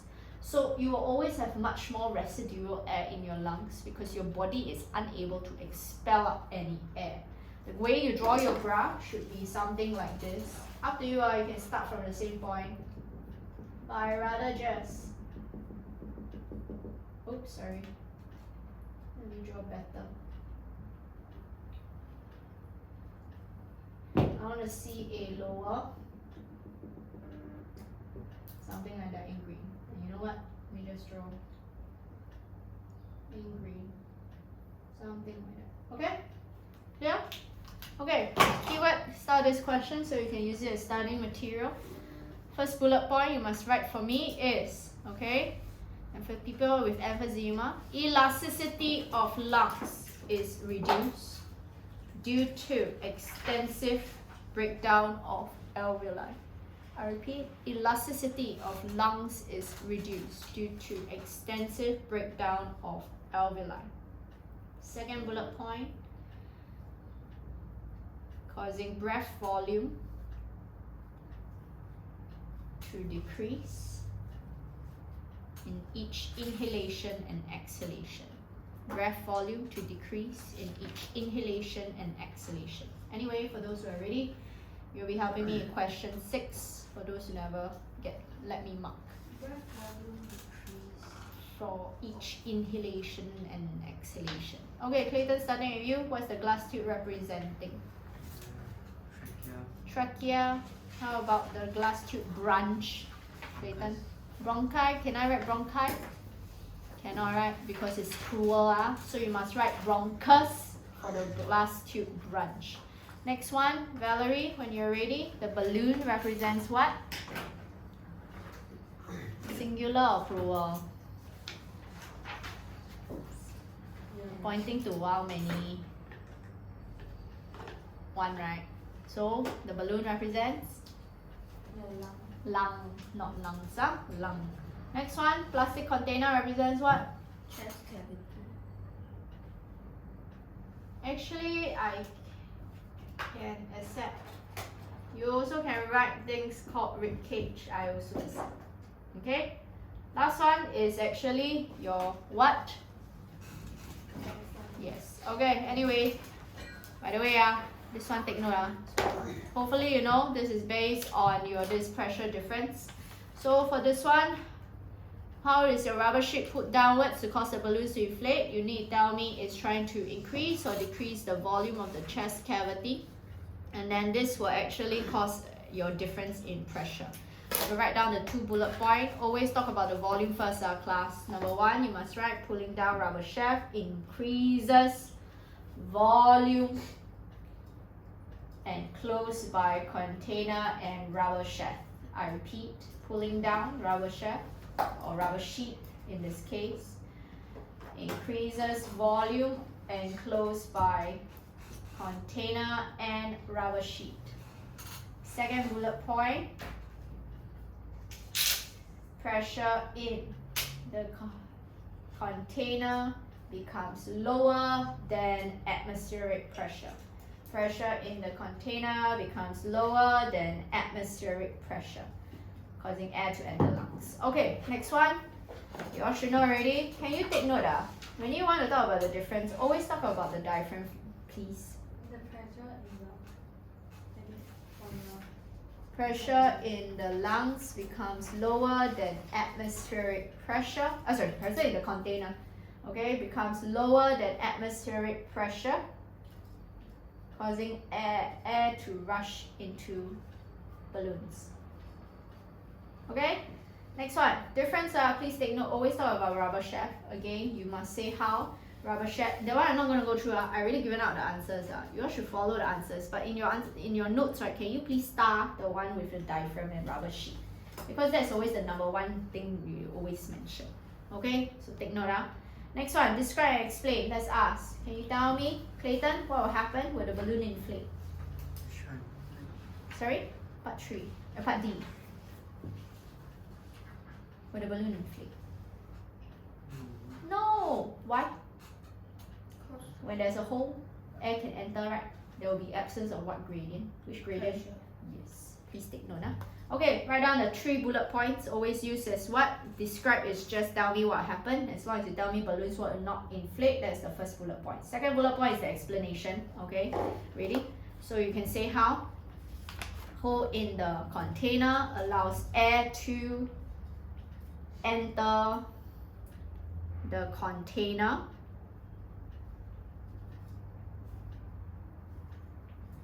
and pressure within the container remains unchanged. I repeat, will allow air to enter the container and pressure within the container remains unchanged. Underline pressure within container unchanged.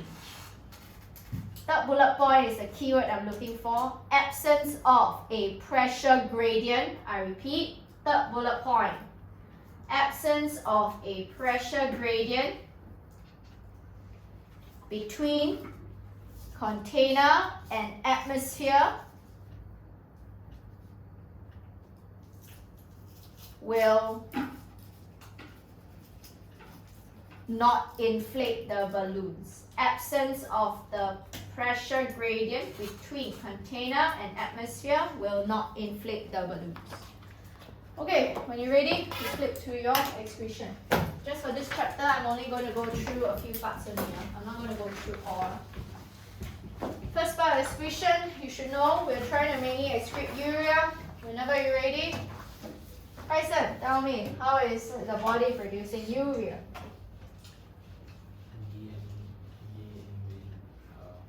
Why are you bleaching? So it's what? Deamination ah, deaminification no lah. So it's what? Deamination of keyword. Yes. Okay, now let's go through. You all see on the last column of your first page of your notes. You are expected in syllabus to know what are the functions or the structures of each part of your nephron. Your nephron is spanning your cortex and medulla that is found in your kidneys. If I were to do a brief sketch, okay, your kidneys look something like this. This part of your kidneys, we have your cortex and medulla. Let me just draw out. Here, that I'm labeling in green. From here to here is usually called your medulla. Here to here is known as your cortex. Okay, now your nephron, this is your nephron. Each nephron actually spans, okay, your this medulla and cortex. That's why here I draw here. Okay, this one is where your urine is made. They are deposited in this thing called renal pelvis. Let's ask this one, if I were to draw out, this is my kidneys, just do the draw and sketch. If I know this is called the bladder, Rayling, you will tell me what is this, and then Clayton, you will tell me what is this structure. Because this is my kidneys, okay? So what is this structure, Clayton? Urethra. I need to point out, tra. This is called, Rayling? Urethra. Yes, there's a different, urethra and urethra are different things, Anyway, I digress. Now, let's go through the parts. Starting with you, Chloe. What is this structure that I'm pointing here? Huh? This structure with the big B. Bowman's capsule. Okay, now, this is important, class. This here is known as your Bowman's capsule.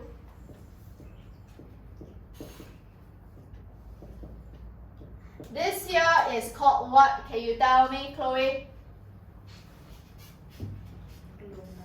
Yes, glomerulus is actually partially permeable like your Bowman's capsule, because along your Bowman's capsule, this membrane that I went through before, called what? Can you tell me, Valerie? The one in green.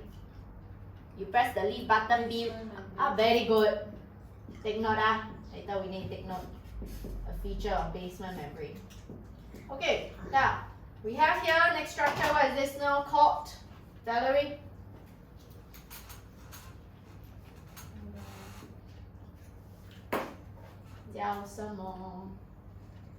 Rock.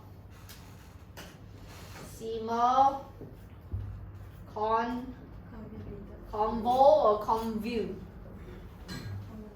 Convoluted. Spelling actually matters. Proximal, that means at the front. So it's called proximal convoluted tubule. This one is called what, Valerie?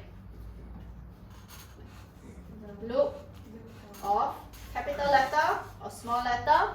Capital letter. Loop of what? Henley, what am I missing in my this spelling? 第几声? 第二声. You must write this. Without this, you'll be penalized. Kaisa, what is this?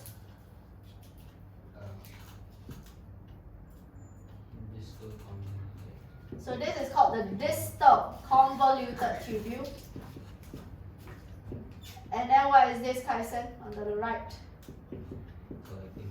Collecting duct. I need to point out, class. The distal convoluted tubule and collecting duct are affected by one particular hormone. Do you know what is the hormone called, Clayton? Stand for what? Antidiuretic. Yes. Please take note, antidiuretic hormone later we'll go through, but antidiuretic hormone is going to make this more permeable. To what substance, Clayton? You drink what? Yes. Understand? Okay, but anyway, let's talk about this. There are 2 things that you need to take note in class to know how formation of urine occurs. First thing is this, into the Bowman's capsule. Next thing is actually your proximal convoluted tubule collecting duct, distal convoluted tubule, and loop of Henle. They are all involved in this. Now what is one? One is got to do with this thing called ultrafiltration. Ultrafiltration, I want my students to now know, is always facilitated by 2 things. Make sure you know, okay? So, the first one, you can write in your notes, which is actually whatever space that you see there. Glomerulus, okay, and your Bowman's capsule are the ones that are involved with ultrafiltration. Now, they have 2 structural features I want my students to know. You better write at the side or write in the sticky pad, whatever you have. Okay, so the first one is your glomerulus. The way you describe about the glomerulus is that I want my students to write high hydrostatic pressure. However, if your school teacher teach you high blood pressure, follow your school.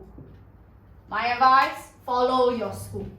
Okay, so high hydrostatic pressure is driven by 2 things. First one, can you tell me, really, what is this arterial called?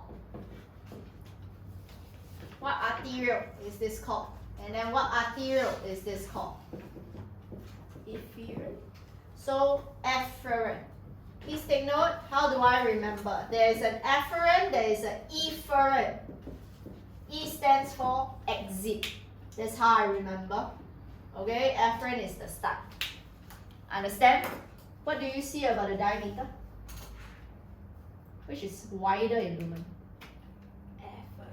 So what does this mean? Will it actually drive the high hydrostatic pressure? Yes. So you see in the notes as well, due to wider lumen of the efferent arteriole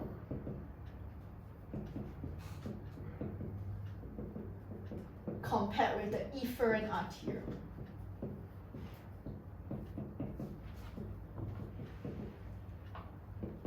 Later we go through one round. How you make urine. Second structural feature is your basement membrane. Basement membrane, what do we learn of your this Bowman capsule, Chloe?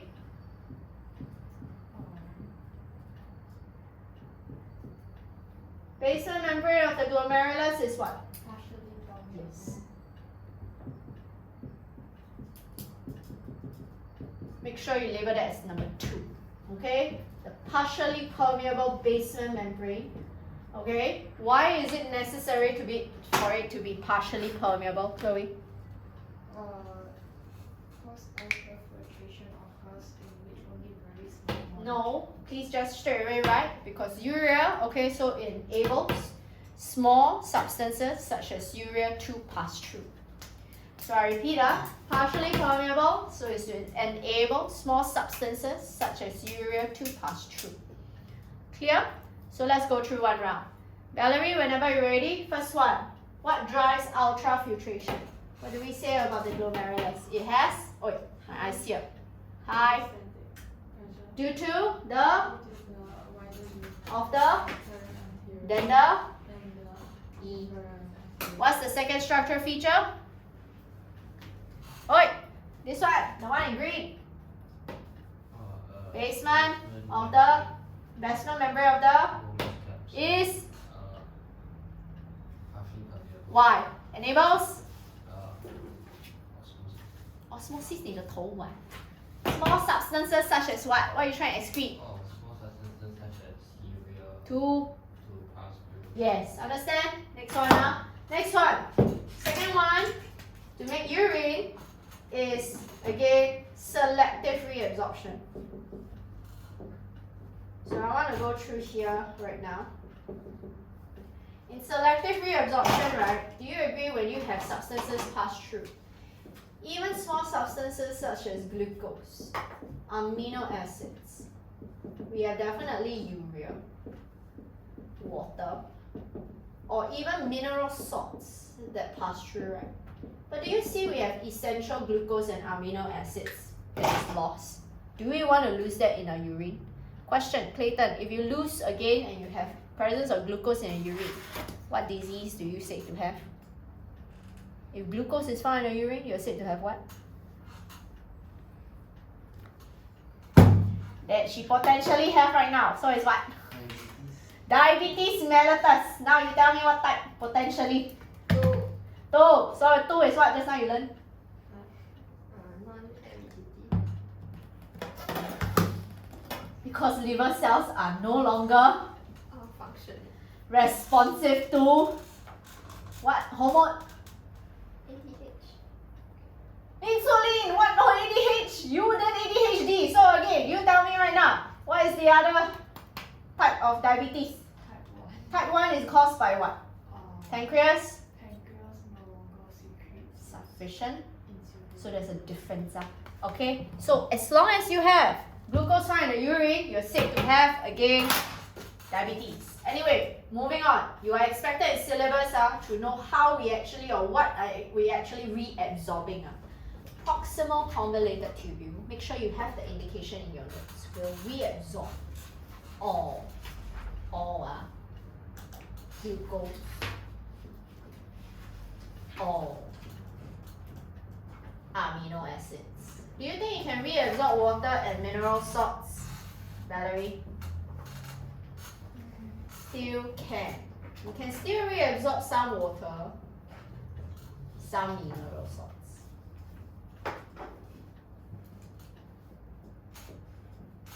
This is for your proximal convoluted tubule. So my question is, can you tell me right now, Valerie, if I said can reabsorb all glucose and amino acids? The way glucose and amino acids are reabsorbed, because what do I mean? The afferent arteria is going to branch out to form capillaries. So the nephron is going to be surrounded by blood capillaries. Okay? So when you're surrounded by blood capillaries, the way they move, right, is from the nephron into the surrounding blood capillaries here. So what process is it going to be? Diffusion, osmosis, active transport, or more than one? That means I'm talking about glucose and amino acids. So is it by diffusion, osmosis, or active transport, or more than one? Only diffusion? Yes, because why? Diffusion will always take place. But why must be active transport? You want to make sure all the glucose and amino acids is all reabsorbed, so you are not present in your urine at all. So this is not in your notes. Take note. This is going to be, I'm going to draw the epithelial cells of this proximal convoluted tubule. There are 2 structural features for you to take note of.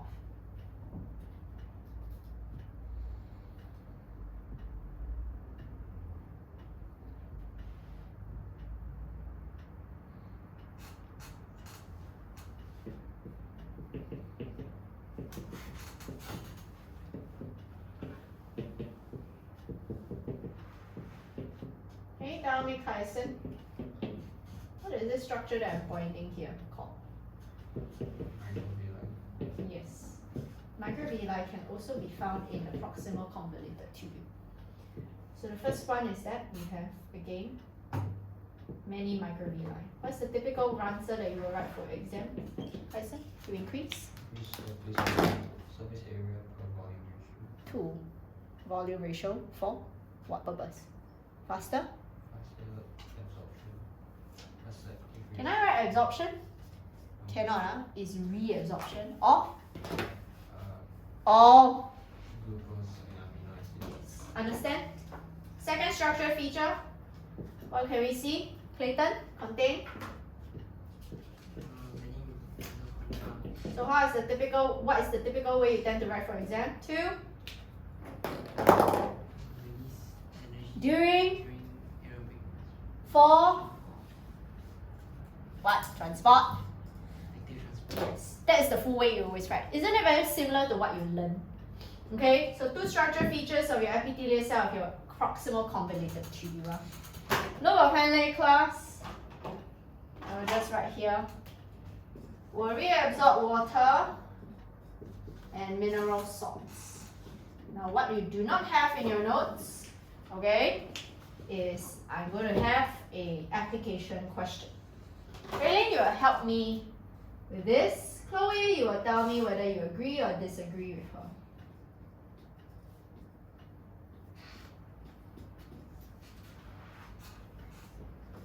I have the loop of Henley of 3 similar size organisms.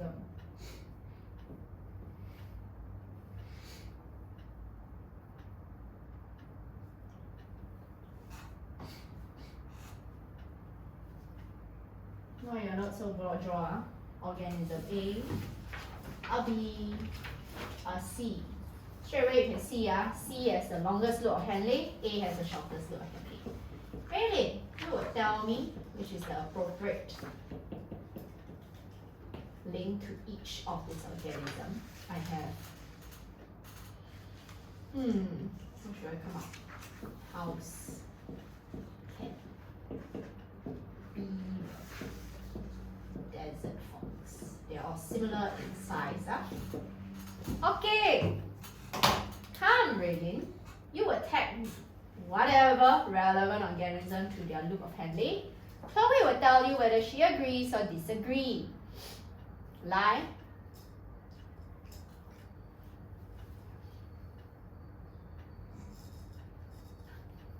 Whenever you're ready.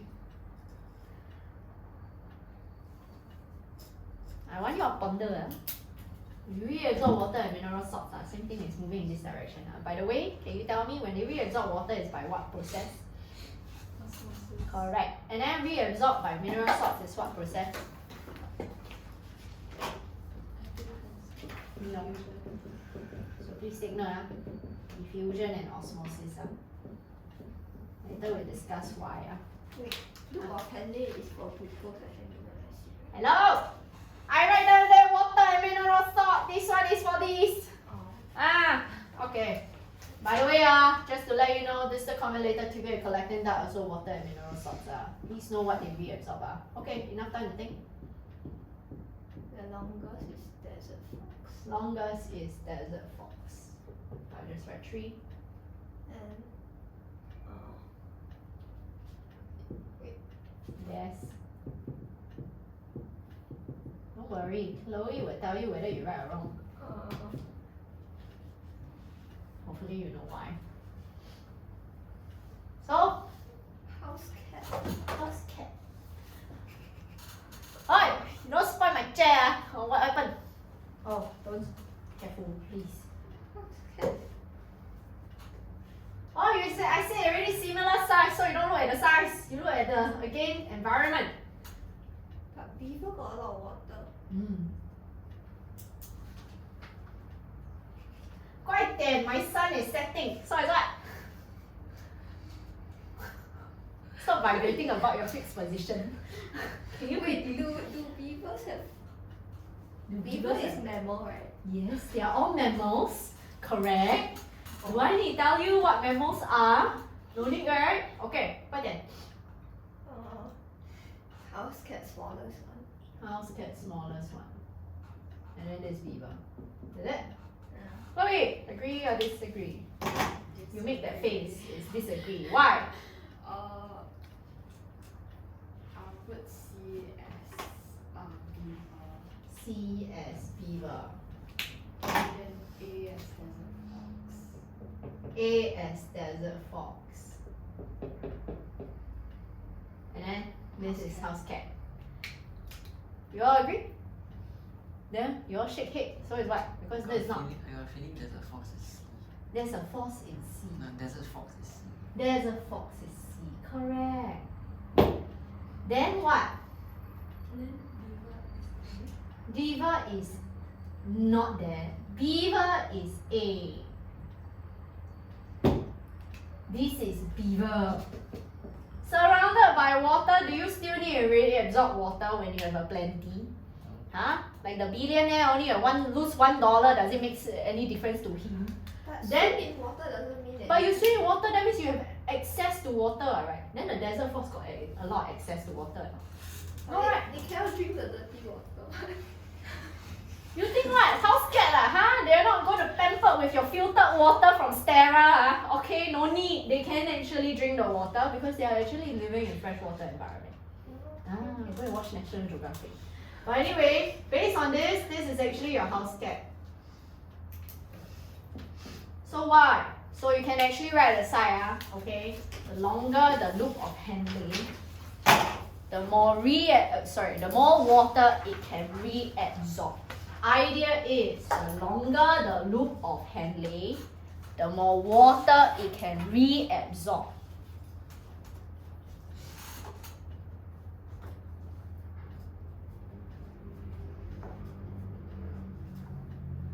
So next bullet point, you can write hence enabling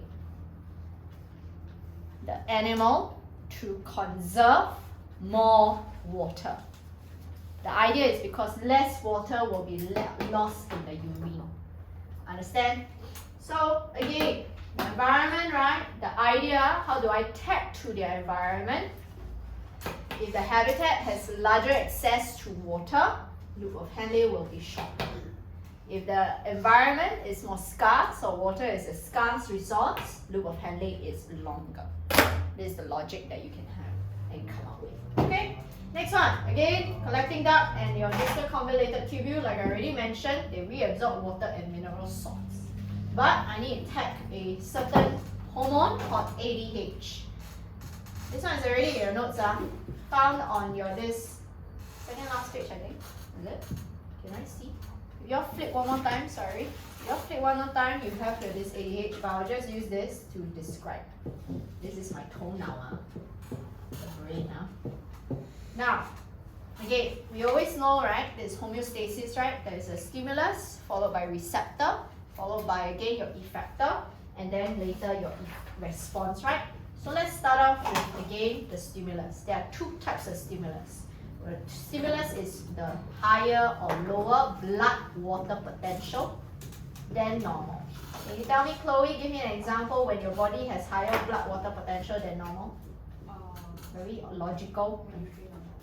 Yes, okay, maybe you drink large amounts of water. That means you just chuck down, let's say, 300 ml of water. Okay, now when you drink large amounts of water, again, what is the receptor? Can you tell me, Valerie? What's the receptor for this? Receptor is, it stimulates what? See me, ADH, the receptor is the one that detects any change. Like in the pancreas is the one that detects when blood glucose is higher or lower than normal. So it's that's why I draw the toenail. Hypothalamus of the brain. Must specify, is in your notes, but I'm just using diagram to describe. This will trigger the particular organ.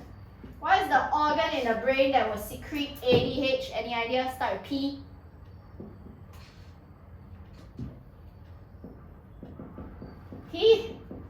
Pituitary gland.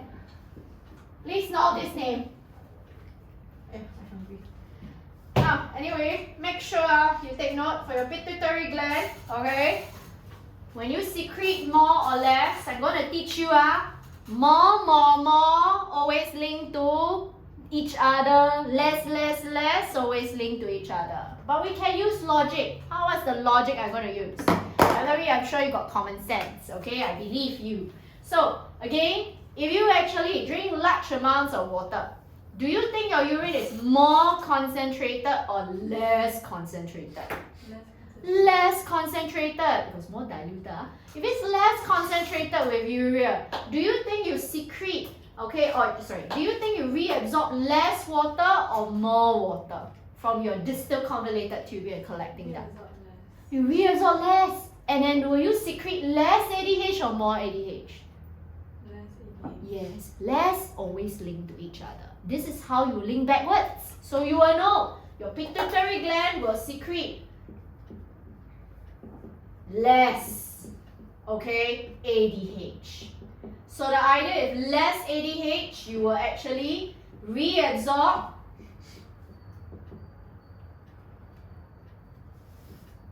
less water. Why? Can you tell me, Valerie? Because the collecting duct and distal convoluted tubule, is it more or less permeable? Less permeable to water. So what happens to this urine? Urine will be less concentrated, and then obviously you should know volume of urine will definitely increase. You see the logic? Less, less, less, more, more, more. So let's try. This time, if my blood water potential is actually lower, okay, than normal, always write than normal. An example is maybe you run your 2.4. Okay, you lose a lot of water through sweating. So same thing, it will actually stimulate what organ? What receptor is the one that detects? Yes, and then the hypothalamus, same thing, will trigger the pituitary gland. Let's try Kyson. If you are running a marathon, you lose a lot of water through sweat. Will your urine become more concentrated or less concentrated? More concentrated means you secrete more ADH or less ADH? More ADH. So when you secrete more ADH, what happens to the permeability of distal convoluted tubule and collecting duct? I speak too fast. Sorry. So it's again distal convoluted tubule and collecting duct, will it be more permeable to water, less permeable to water? Which one? More permeable to water. Will it reabsorb more water or less water? Yeah. So simple. So again, secrete. Okay, more ADH. So your permeability will be more. So you reabsorb more water. This is how you remember. So what happens to the concentration of urine? Urine will become more concentrated, and then volume of urine by logic you all should know will decrease. Ready? Let's go through one round. 1, 2, 3, 4. First one, can you tell me? Let's say I drink 500 ml of water. What is the stimulus? Higher amount of water. What is the keyword that I mentioned? Must always than normal. So it's what? Higher amount of water than normal. WP stands for what? Not Workers' Party. So it's what? Water potential. Yes. So what do you write? Higher? Water potential in the blood than normal. Yes. Okay. Then stimulates what? Hypothalamus. In the? Brain. To trigger the The release of ADH. the pituitary gland to secrete more or less? More. More ADH. So, you cannot use logic. I teach you logic. Okay? Remember more. You say more ADH. I'm going to prove you wrong. When you actually again drink large amount of water, your urine is more concentrated or less concentrated. Less. So you secrete more ADH or less ADH? Yes. Tell me, what do you write after that in exam? Distal, convoluted tubule, and collecting duct will be more or less permeable. When you drink, yes, less permeable, so there is more or less reabsorption of water? Less reabsorption of water. Next one, continue. Urine, When urine is less concentrated, volume. volume increases. Very good. Next one. If I actually run a marathon, what's the stimulus? Lower Blood. water potential. Keyword? Than normal. Yes. Okay. Stimulates what? Hypothalamus. In the brain triggers what? Pituitary Gland to secrete more or less ADH. Use logic. ADH. More ADH. Again, distal Convoluted tubule and collecting duct. will be More more permeable 2, 3. reabsorb more water. Yes. Urine will become more or less concentrated. Less concentrated. Wait. More. More. Hello, you run marathon, what? Your urine will become more concentrated, what? Right? And then volume of urine. Decrease. Yes. Use that logic, Okay. Okay. Now, this is what your urine does, right? Urine has two functions. It's an excretory organ, but it also regulates blood water potential, right? But people who have let's say, kidney failure, your kidneys, right, is not white in the market, or you don't have a lot of kidneys, okay, for your this transplant, right? Agree? So what must we undergo? Start with D. Dialysis. Your dialysis machine class I already have in your notes, so I quickly just go through. There are 4 structural features of your this dialysis machine I want to bring your attention to. First structural feature is your first bullet point that you see there. Can you star that bullet point? There's absence of urea and excretory waste products, okay, in your fresh dialysis fluid. It must be absence, zero, nada, okay. So 0 urea, okay, in your fresh dialysis fluid. Keyword you just need to mention to maintain steep concentration gradient. The second one, notice how I highlight the word counter current flow. Chloe, what does counter current flow means? I have that in the notes. The direction in which Blood flow is opposite to the direction of flow of dialysis fluid. now, do you see fresh dialysis fluid class is always added to the one that is at the end of dialysis, right? And then again, your this old dialysis fluid is always removed at the start. Why? You think about this, this will always maintain what we call concentration gradient.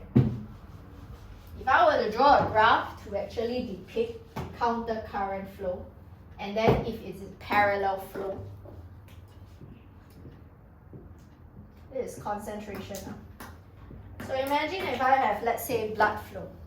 Blood flow, right, this is the concentration of urea, by the way. In percent. Blood flow, you can see this 100, okay, that is 0.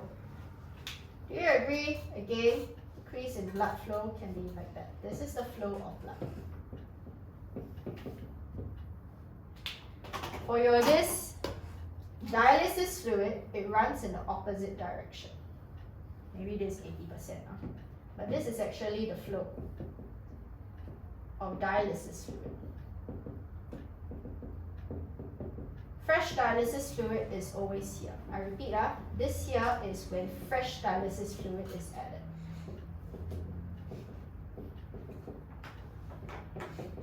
Now the idea is, do you see at each part, okay, this will represent, at each part of your this fresh dialysis fluid, your fresh dialysis fluid is, it will always ensure that the concentration of urea is always perpetually, let's say, lower than my this blood urea level. So there will always be a concentration gradient throughout the entire process of dialysis. Understand? That's counter current flow. What happens if you make sure that your blood flow and your flow of dialysis fluid is parallel? It will be something like this.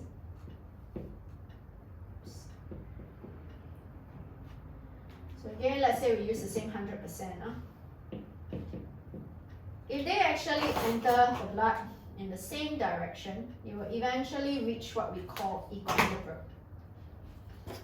So same thing, this is the direction of blood flow and your this dialysis fluid in the same direction.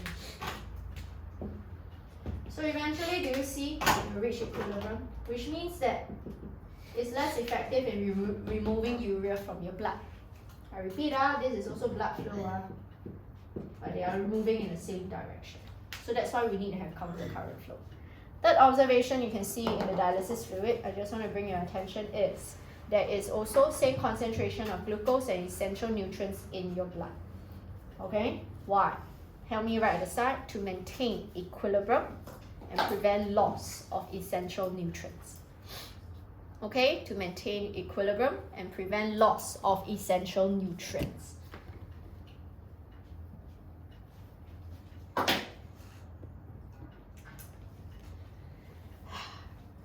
Anyway, moving on.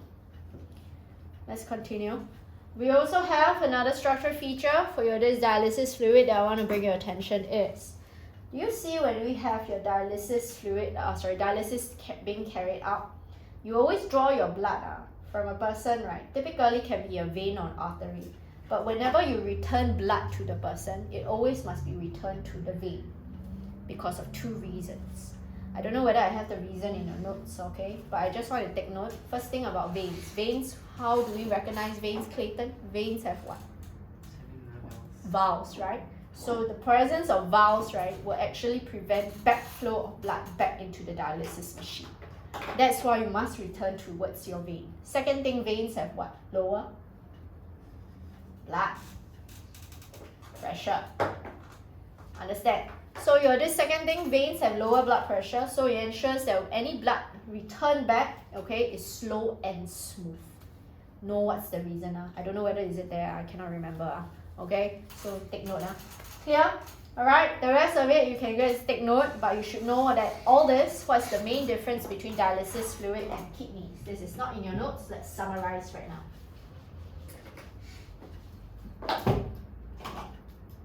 Similarities and differences between kidneys and dialysis fluid.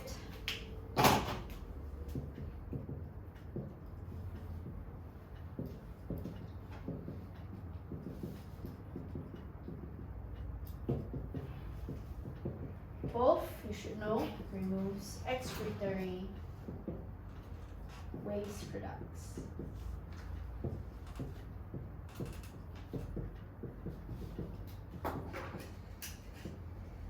Second thing,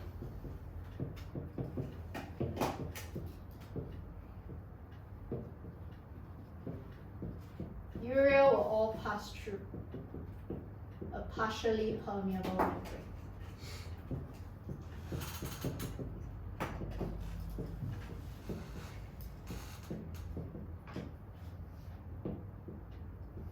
However, the process in which you excrete urea is not the same. Question: how is urea removed from your blood? Can you tell me, Kaisen?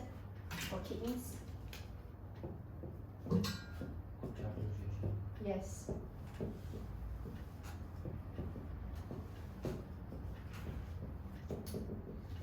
But Kaisen, for dialysis, oh, dialysis, not dialysis fluid. Sorry. My bad. Dialysis. So, how is urea removed from dialysis, Kaisen?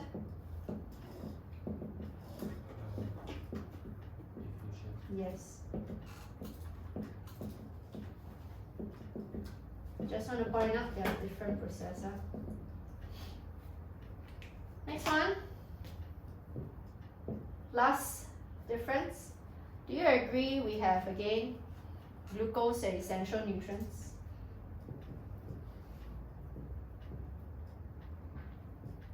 Are ultra filtered but then later reabsorbed.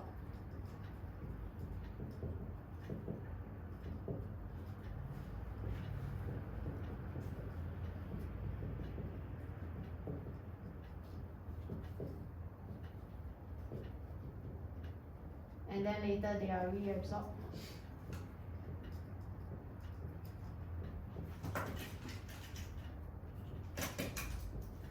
Back into blood. Later, will I have ever any loss of glucose and amino acids during dialysis?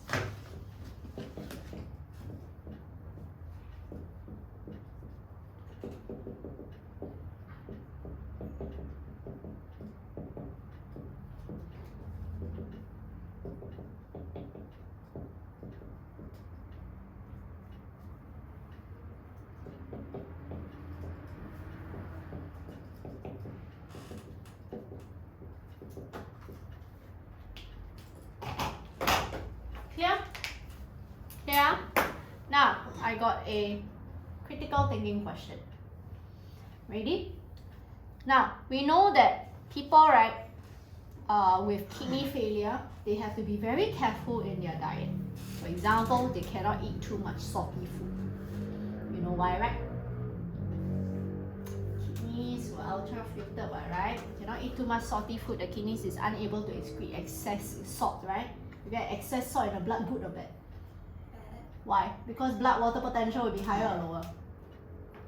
Lower, and then what will cause your tissue cells or your blood cells to lose water?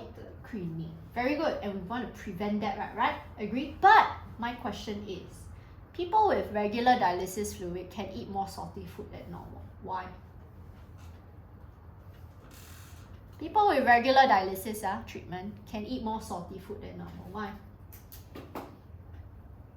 Because they can go dialysis. No shit, I also know what is regular dialysis treatment. So, people with salty food, how come they can, people with kidney failure that undergoes regular dialysis, they can actually eat more salty food than normal because their excess salt can be removed by a diffusion. Yes.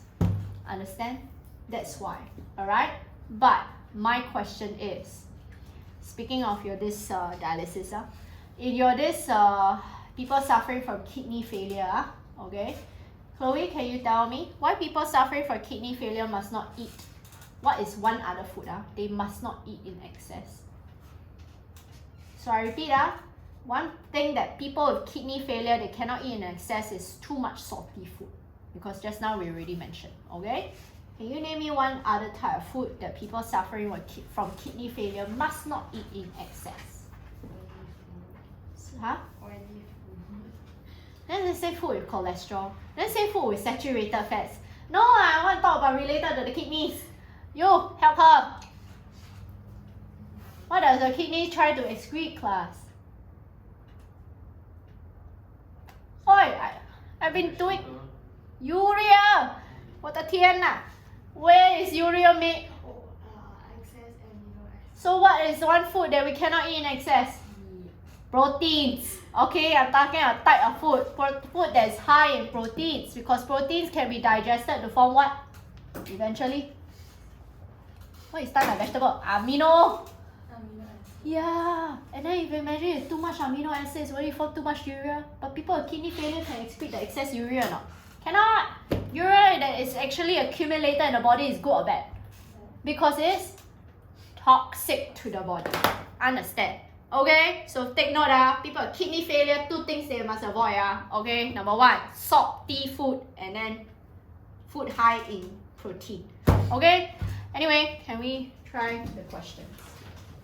Now we pass down, please. Again, any questions that I never get to go through, please try yourself, and then later one answers text me.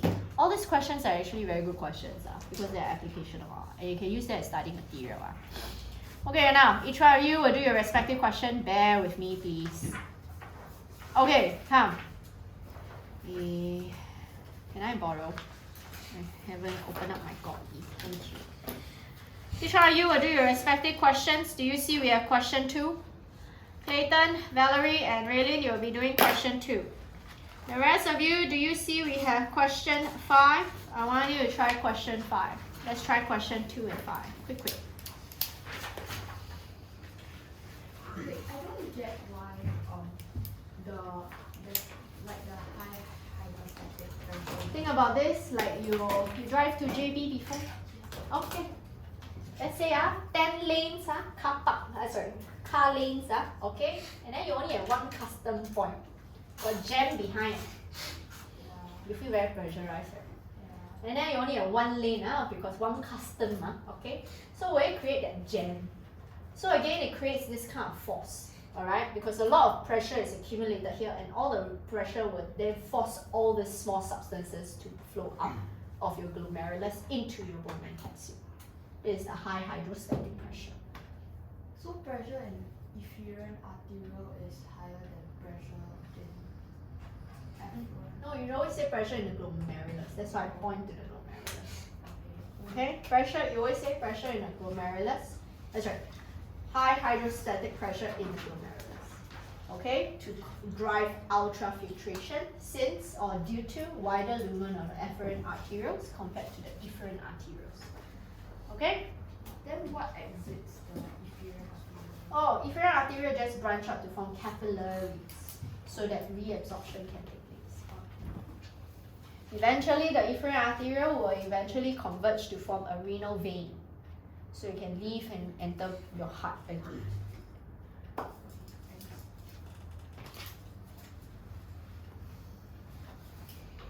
Jayo.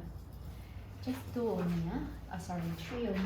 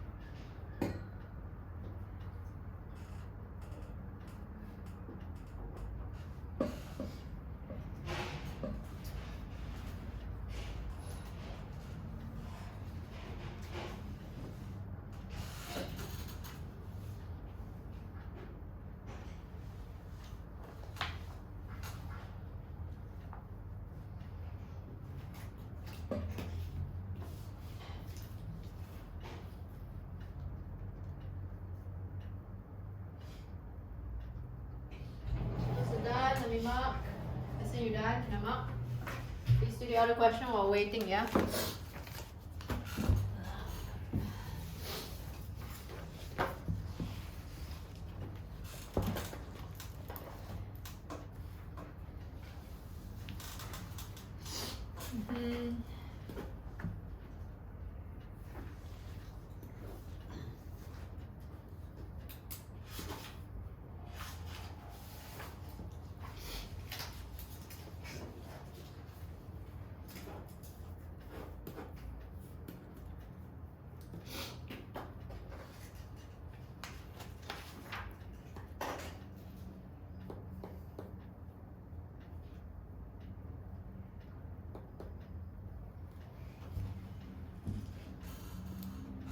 I will not consider that. This is not the main. The loss of glucose and amino acid is not the main life-threatening issue.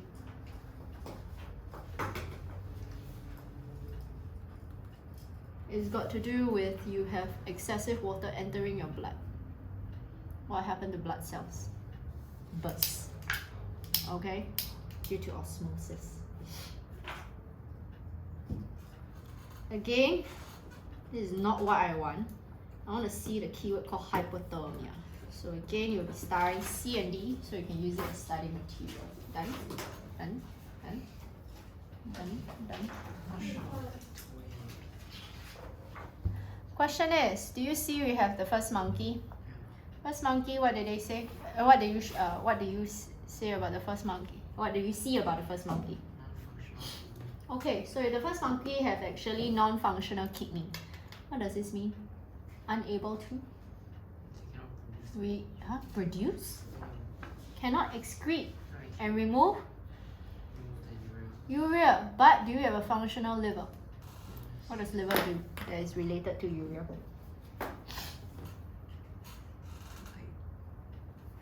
Deaminate, for the love of God. Excess amino acids, right? So the liver can still deaminate to produce amino acids, right? Agree? But the kidneys are, since it's non-functional, unable to remove excess urea. So what happens to concentration? Increase, right? That's why it's X. You understand? You hear what I say? The second one is a non-functional kidney and liver. Huh? What? What you say? The second one is a non-functional kidney and liver.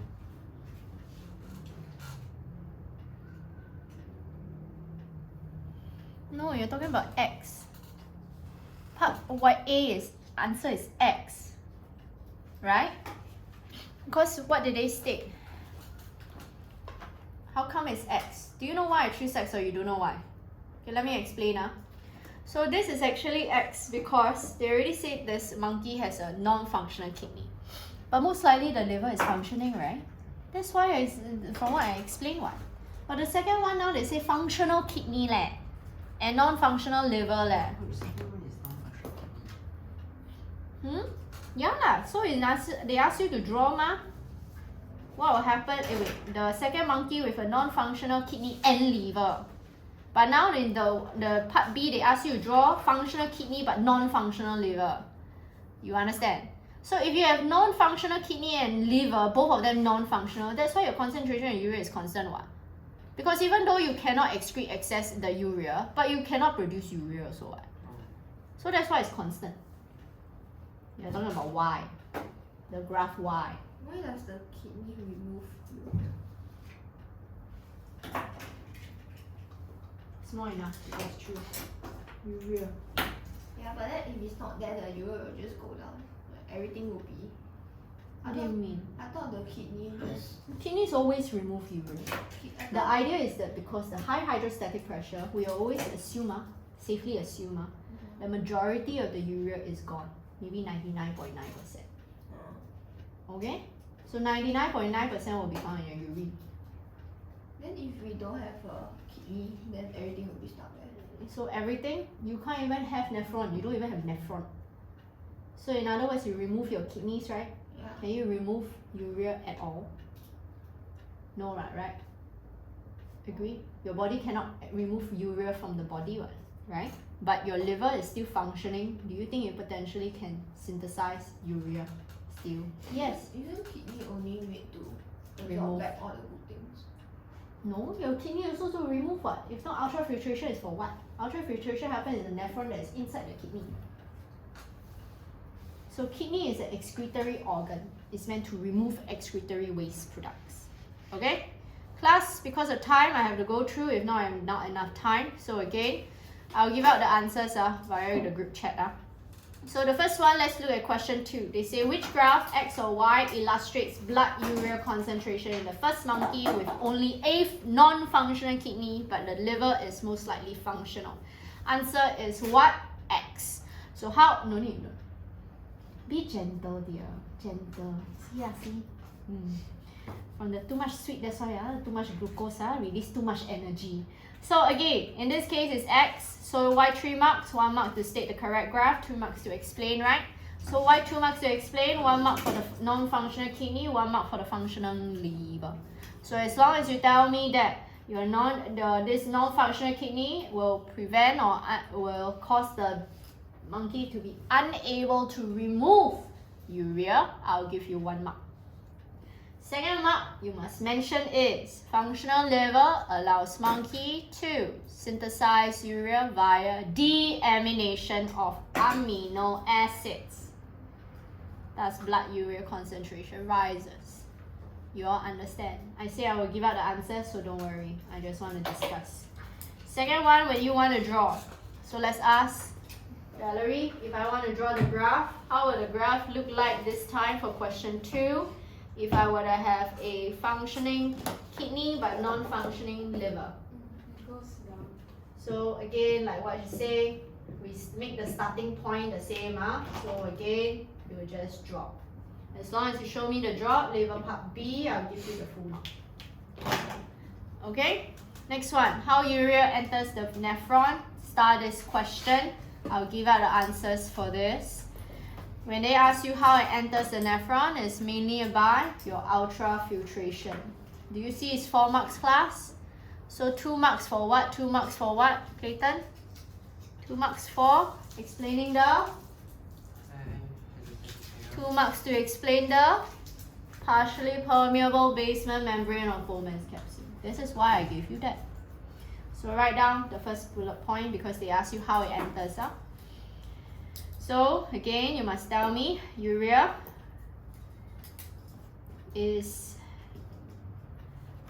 enters the nephron due to high hydrostatic pressure of the glomerulus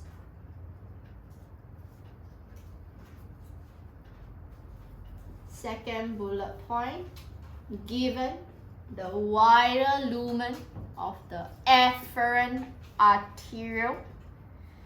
Again, Kaisen, urea is ultrafiltered into the Bowman's capsule or nephron due to high hydrostatic pressure in glomerulus. Second bullet point, given the wider lumen of the afferent arteriole compared to the efferent arteriole on the board.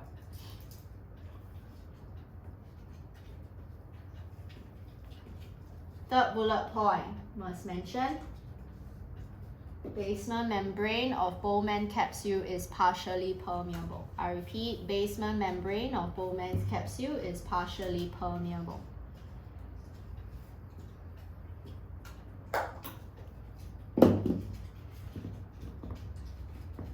Last bullet point, urea is small enough to pass through and enter Bowman's capsule. I repeat, urea is small enough to pass through to enter Bowman's capsule.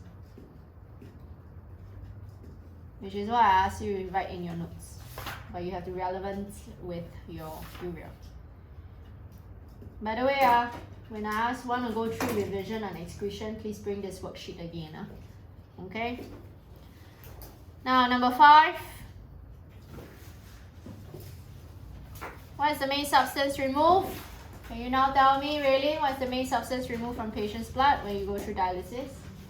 Very good, urea. 2 features, I gave you so many features. The 3 features I gave you, I will accept. First one, you tell me that fresh dialysis fluid has what, Valerie? Sorry, Chloe? No urea. No urea. and excretory waste product. Another one for the dialysis machine, what can we also say? Direction of blood flow is opposite to direction of flow of dialysis. Very good. Third one I also accept is that you mentioned dialysis fluid has same concentration of glucose and amino acids with blood. I repeat, the third one I accept is dialysis fluid has same concentration of glucose and amino acids with blood. Star part C.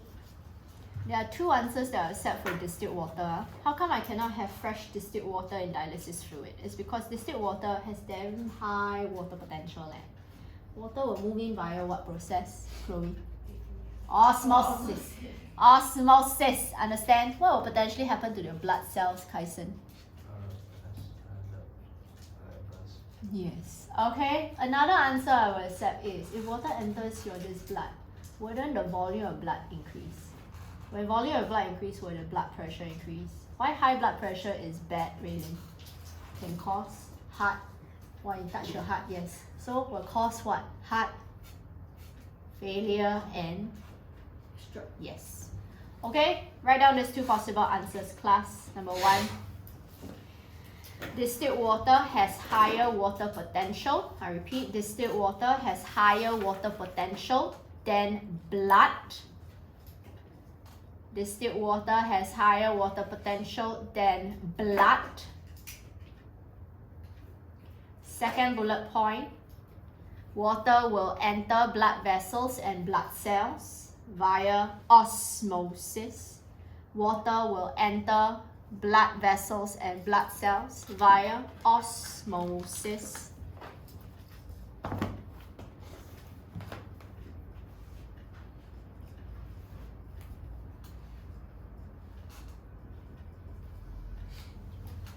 Last bullet point, causing blood cells to burst and lyse. Causing blood cells to burst and lyse.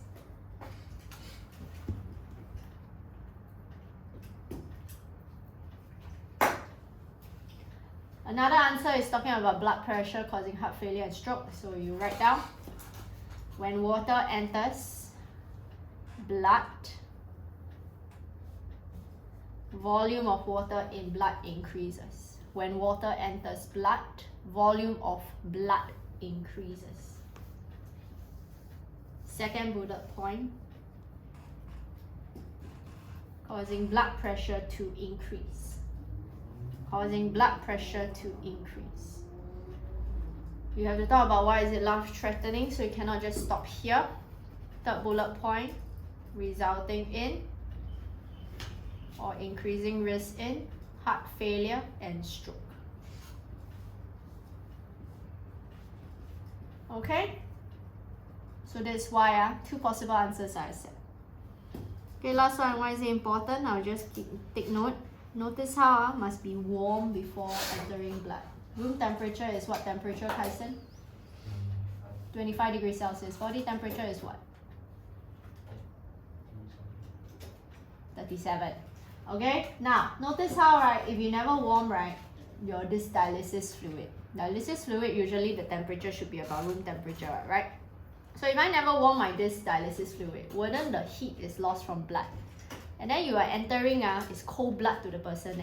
What will happen to the body temperature of a person? Drop below normal, right? You want to drop to 25 degrees. That's a state of what? Hypothermia. So I want you to write this quality answer because you have the word called hypothermia. So again, write down, okay?